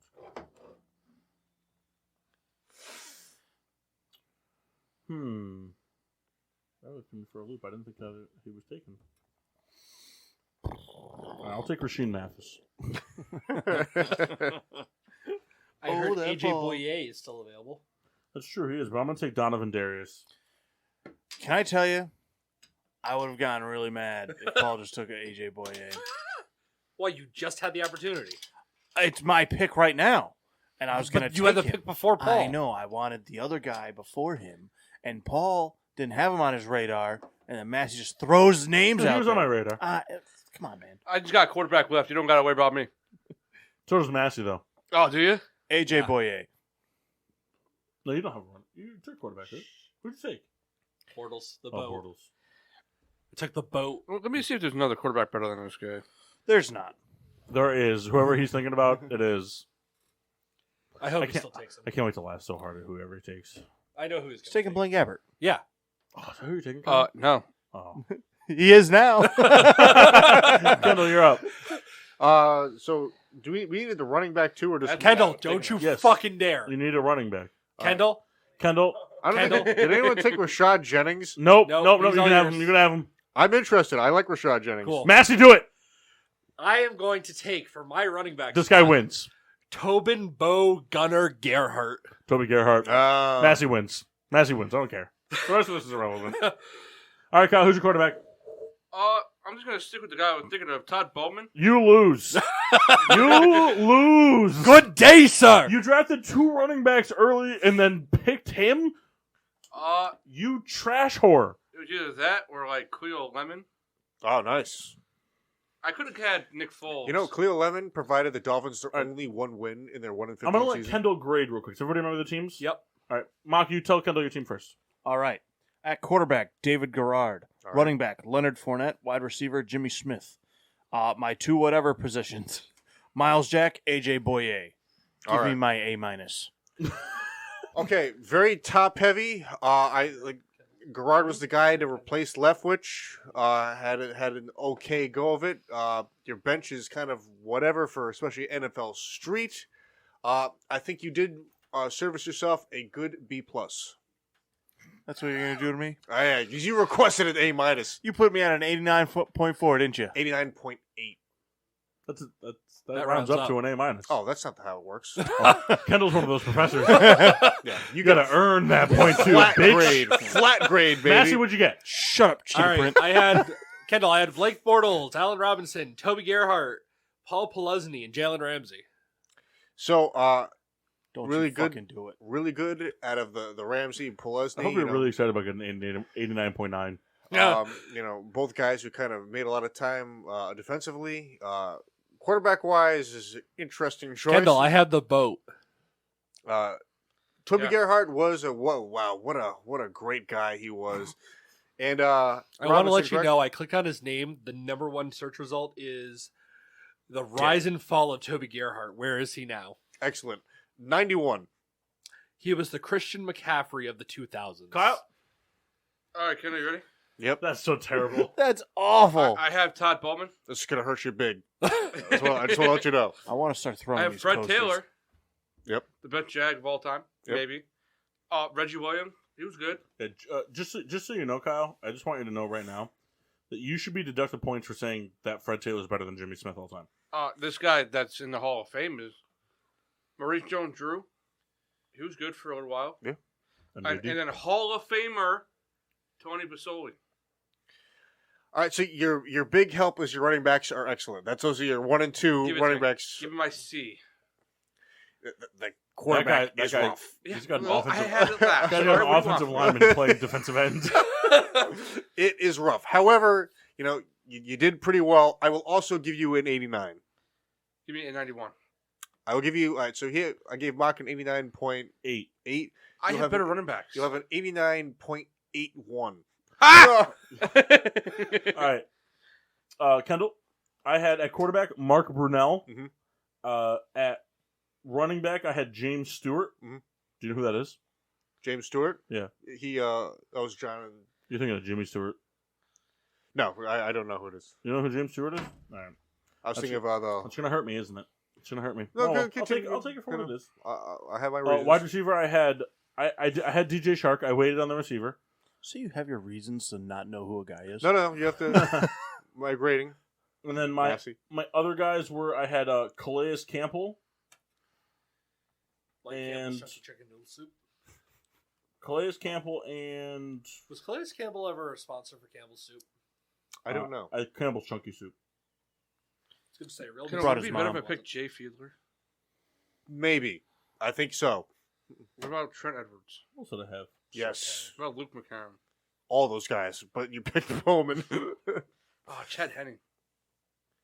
What position was I didn't write it down.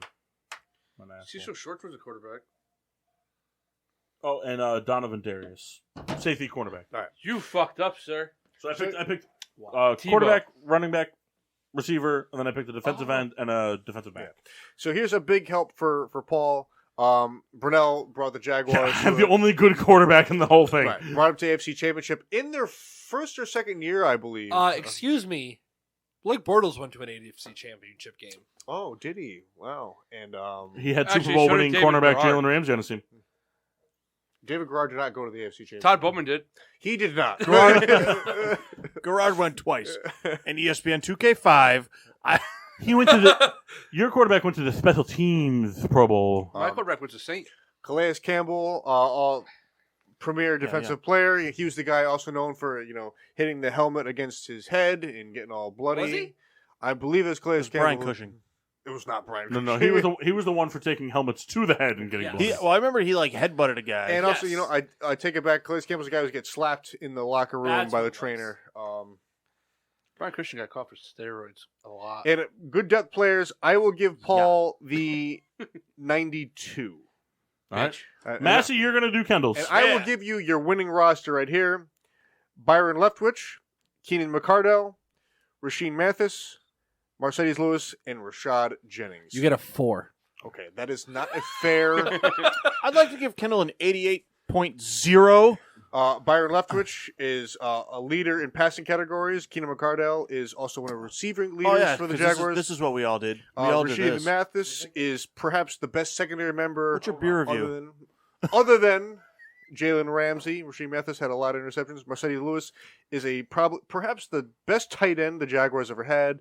And Rashad Jennings was an okay running back. Julius Thomas was the better tight end for the Jaguars. Incorrect. Kendall, Beer review? you get a 90. I will accept your 90. I win. You suck. All right, real quick. Come on, man. Well, you guys took forever to draft. If you just were ready, come on. You guys should know NFL players. It's you guys' soup. Real quick, I just want to do the task. I want to get it over with. The task was to present to me an item that Oh, I belongs forgot to the your fucking picture. significant other that I would find most desirable, like that I would want. Okay? I know Kyle and Mock both took pictures of the items. Kendall, it seems like you brought it. Yes, I did. All right. Massey? I'm collecting a picture right now. I forgot to take the picture. Okay. Are you texting Ashley? Yeah. All right. So, Kyle, you're going to go first? Yeah, that's right. I sent it to you. You sent it to me. Okay, Kyle sent it to me. Kyle sent me a picture of... This belongs to your spouse? Yeah. Kyle, this is awesome. Is this real? Yeah. That's fucking What is it? incredible. It's the fucking baby dinosaur from the dinosaur show. We should continue. That's it. Yeah, you guys lost. There's no shot. I think you'll like what I you have guys for just you. got fucking barreled over. I think you'll like what I was gonna bring this and give this to you. As a matter of You're fact. going to give it to me? Yeah, it was. I expect it next week then. Listen, that can happen. I mean, it's good, but it's not as good. Kyle might like this more.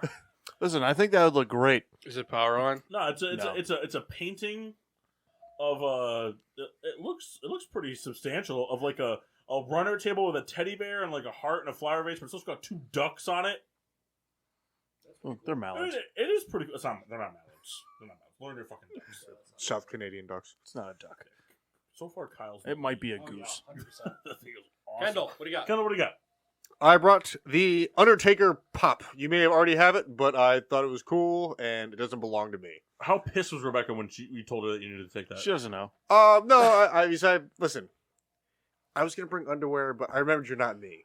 So, Imagine if he brought underwear. That would have been All right, really funny. so I'm in the boat with Kendall. Hold on. Would you have let me sniff it? yeah, why not? It's underwear. I'm in the boat with Kendall because I almost brought a bra from Ashley. I've already seen those. I know. And underwear of hers. I would like some credit for actually bringing the item in. Listen, I this painting, it's like a 16 by 20. Yeah. Did you remember just All right, today? Massey, what's your item? I got nothing Yeah. good because Ashley doesn't own anything worthwhile that's not mine. The Everybody Loves Raymond complete set. It's very funny. All right. Kyle's the winner, hands down. Yeah, no contest. Dude, the fact that you even thought of that was awesome. That's great. I loved that show as a kid. That's like my Power Rangers. That show is sick. Kyle, good for you. Kyle gets the point. Next week, the task is going to be... So this is how we're going to do it. Mock. You are going to grade it, but you have to do an unbiased standpoint. You promise? Yes. Same task. Bring in something of your significant other's most desirable to Mock. I'm going to bring in something of Samantha's most desirable to Mock, taking Mock's place. Mock's going to pick a winner unbiasedly for the winner to get the point. Okay? Who All gets right. the point if you win? If I win, Mock will get the point. Okay. Paul wins. That's what I said. It's got to be unbiased. Of course. You guys can all dispute it. That's the best part. I already have one set for Kendall. That's what made this whole task possible. Because I found something. Samantha had something when we cleaned out the cosmetic section of her closet. I found it and I was like, why does Kendall not own this? Can I know what it is? Is it a beer in a Clorox bottle? No, it's way better. Way better. Quick beer reviews, Kendall. You had 3 of... You gave him a High Life? I wasn't going to finish. Frap. He had like one sip out of it. Jeez, it looks like you're jerking him off. Yeah, jerk frap. It's called jerk frap. You never had a jerk frap? Jerk fraps are the best. I made myself laugh real. It's when you do like a cock, turn the hand frap. Oh, Massey. You're not Massey. Hold on. I had the Cranky from Stony Creek, 6.8% ABV. These were not super fresh, but not sure? but not super old either. But they're super not bought by you. Correct. If we can put that in summary. So a lot of the notes of the haziness and citrus it was kind of faded. But as far as IPAs go, today, Junior. if you were to pour this in a glass via the can here, it's very drinkable and an enjoyable beer. So I also had the Cranky, and it Please tasted. give us a better review. It tasted like a beer someone gets when they leave a job. That's what it tasted like. And Like, that's hey, what we're it getting was. rid of this. Look, I'm not one for disparaging future problems and future sponsors. Fuck Stony Creek. If we ever get sponsored, I won't be there because I can't show up after these. But it was terrible. I can't. Kyle, I started off with the Hazy Bear Hug. Liked it a lot. Pretty good, right? Yeah, way better than the fucking So- other thing I had. They posted these on the Goose Island thing, and I was hoping they'd come to Connecticut. But the way they posted, it just kind of looked like normal 16-ounce cans. I didn't realize they were going to be like single I'm so pissed. 19-ounce cans. I saw these on Goose Island. I was like, ugh, not even gonna bother worrying about these. They're never gonna come here. And I see these fucking people show up with the cans. And But you took the crankies. Good move. So it's funny, as they actually, at the place we went to, they had the other one, which was the Tropical Beer Hug, which I was also going to get, but I was trying to figure out how I could do most beer drinking without getting most fucked up. The Tropical Beer Hug was an Imperial IPA, which was 9.9%. So I was like, get one of those, it's game over.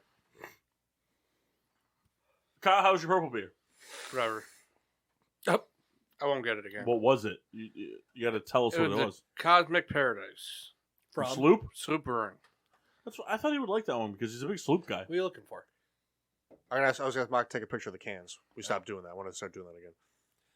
You're telling me that now. Massey highlights? Fine. We can do I had some of the Champagnes of beer. Very good. First beer I've had in a while. Happy to be back on the show and having some beer. Yeah. All right. I'm last.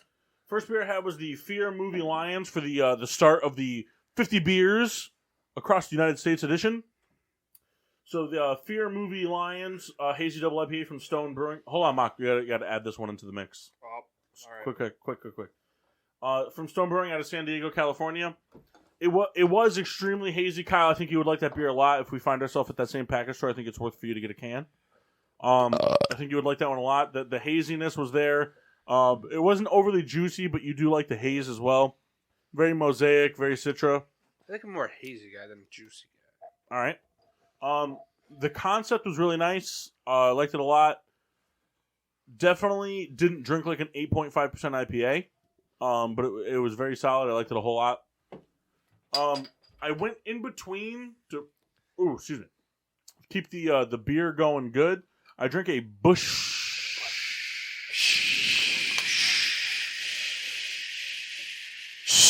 Oh my! Bush Tall Boy 16 ounce to keep the pace in between.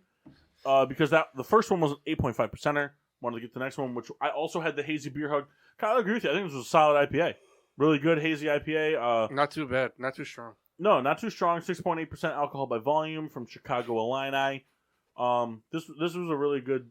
It's described as a bright, sunshiny haze. This is like a beer that I could totally see putting in the cup holder on the disc golf course. Very, very good. Nice, like tropical flavors, but like I don't know how to describe it. Like sunshine flavors, but not tropical. Like not coconut and mango, but like those nice sunshiny, citrusy flavors. I'm so mad. I saw that. I wanted it so bad. I just assumed that it wasn't coming to as Connecticut. bad as you wanted to go disc golfing with us. All right. Don't like that. Hey, so how long until you think they make a super duper quadruple Citra? It's in the works already. Nah, I don't Kyle's think they basement. will. I don't think they will. Because quadruple IPAs are they're like a very Niche. not niche, but they're just like a very specified thing where it's like they're either going to come out great or bad, and they have So, something to It'd think be about. more Super likely if it was a quintuple Belgian Citra. style beer. Yeah, So, but shameless. they might come out with this a super duper Lil Citra. Come out with a session version of it. That'd be pretty cool. That would probably be the next step they would take. Shameless. Door up. Oh, you're fucked. What? Oh, we got to go, guys. All right, time to go. Well, shameless plug real quick. O'Shea Jackson Jr., one of my favorite new follows on Twitter. He's fucking hysterical. I love him. Oh, Shaq Hennessy? Why is that a shameless plug? Because he didn't feel bad about it. But a shameless plug is like, hey, we do this podcast. You plug somebody else's thing. But he didn't feel bad about it. The shameless part is either pornographic or not feeling bad about it. No, but like He if posts you a hear lot of shameless plug, it's usually like, oh, I'm on your thing, but I'm going to promote my thing real quick. You just promote somebody else's thing. Real Maybe, quick. maybe he operates his Twitter. I just want to say Tom Hanks, great actor. Would you put it past Massey to operate his Twitter? No. Not as bad as Follow that me on fucking Twitch at time. CJ1092. Make sure to follow all the great stuff happening at the PPRN Radio Network. Those things include Peter Pino Show, Wednesdays at 7:30. Choreorama, Sundays at 2. Friday until 8. Fridays at 5. Getting Supposed to Drunk, Mondays at 8. that's us. The Gray Area, Tuesdays at 8 p.m. Hell F and Yeah, Mondays at 4. Hell F and Yeah Live, Mondays at 6. It's the Boo Show, 7 o'clock. Every other Saturday is Mixtape Saturday at Sunday. 6 p.m. Yeah, Stay fucking Daniel tuned. Bryan This fingers weekend Sunday. is the lineup. Great. Listen to it. It's awesome. Make sure to tune into all the great stuff happening in the PPRN Radio Network, especially the Getting Sports with Drunk content. You can find all that stuff live on the Monday podcast recording, as well as our social media, which are... Facebook at Getting Sports with Drunk, Twitter and Instagram at GSWD_4. Make sure to use the hashtag GSWD for all your daily uses, whether it's enjoying 50 beers from 50 states or wearing a gay-ass silver ring like Kendall does. Hey-oh, white gold. Like, comment, It's not white gold. It's white gold. It's what they bought. That's the turtle shell of gold. No, it's not. It's the cheapest of gold. Yeah, the cheetah print of gold. This is tortoiseshell. Nah, you fucked it up because I said tortoiseshell and you said no. Tortoiseshell. Like, subscribe, and comment on Podbean, Apple Podcasts, Google Podcasts, iHeartRadio, and Spotify. Wherever you find internet and radio podcasts, you can find us. Wherever you find disc golf, you can find most of us, not Kendall, though. Also, that ring's aluminum. Titanium. But until next time.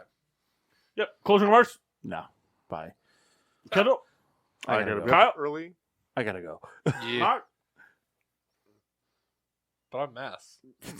And until then, I'm your host, Riddler. Come on. Team Washable. No. I like to go disc golf with my friend Souls. The massacre's passing. The Red Baron, Who doesn't who go will disc golfing? Who doesn't go filibuster disc as golfing? long Who as I doesn't go want, disc because golfing? I Who doesn't go control disc the golfing? controls here, and I will talk as long as I want. I will go disc golfing when I can, and this is White Gold, it's Tortoiseshell, What he meant and to this is say how is the I'll show go disc ends. golfing when my wife- Goodbye.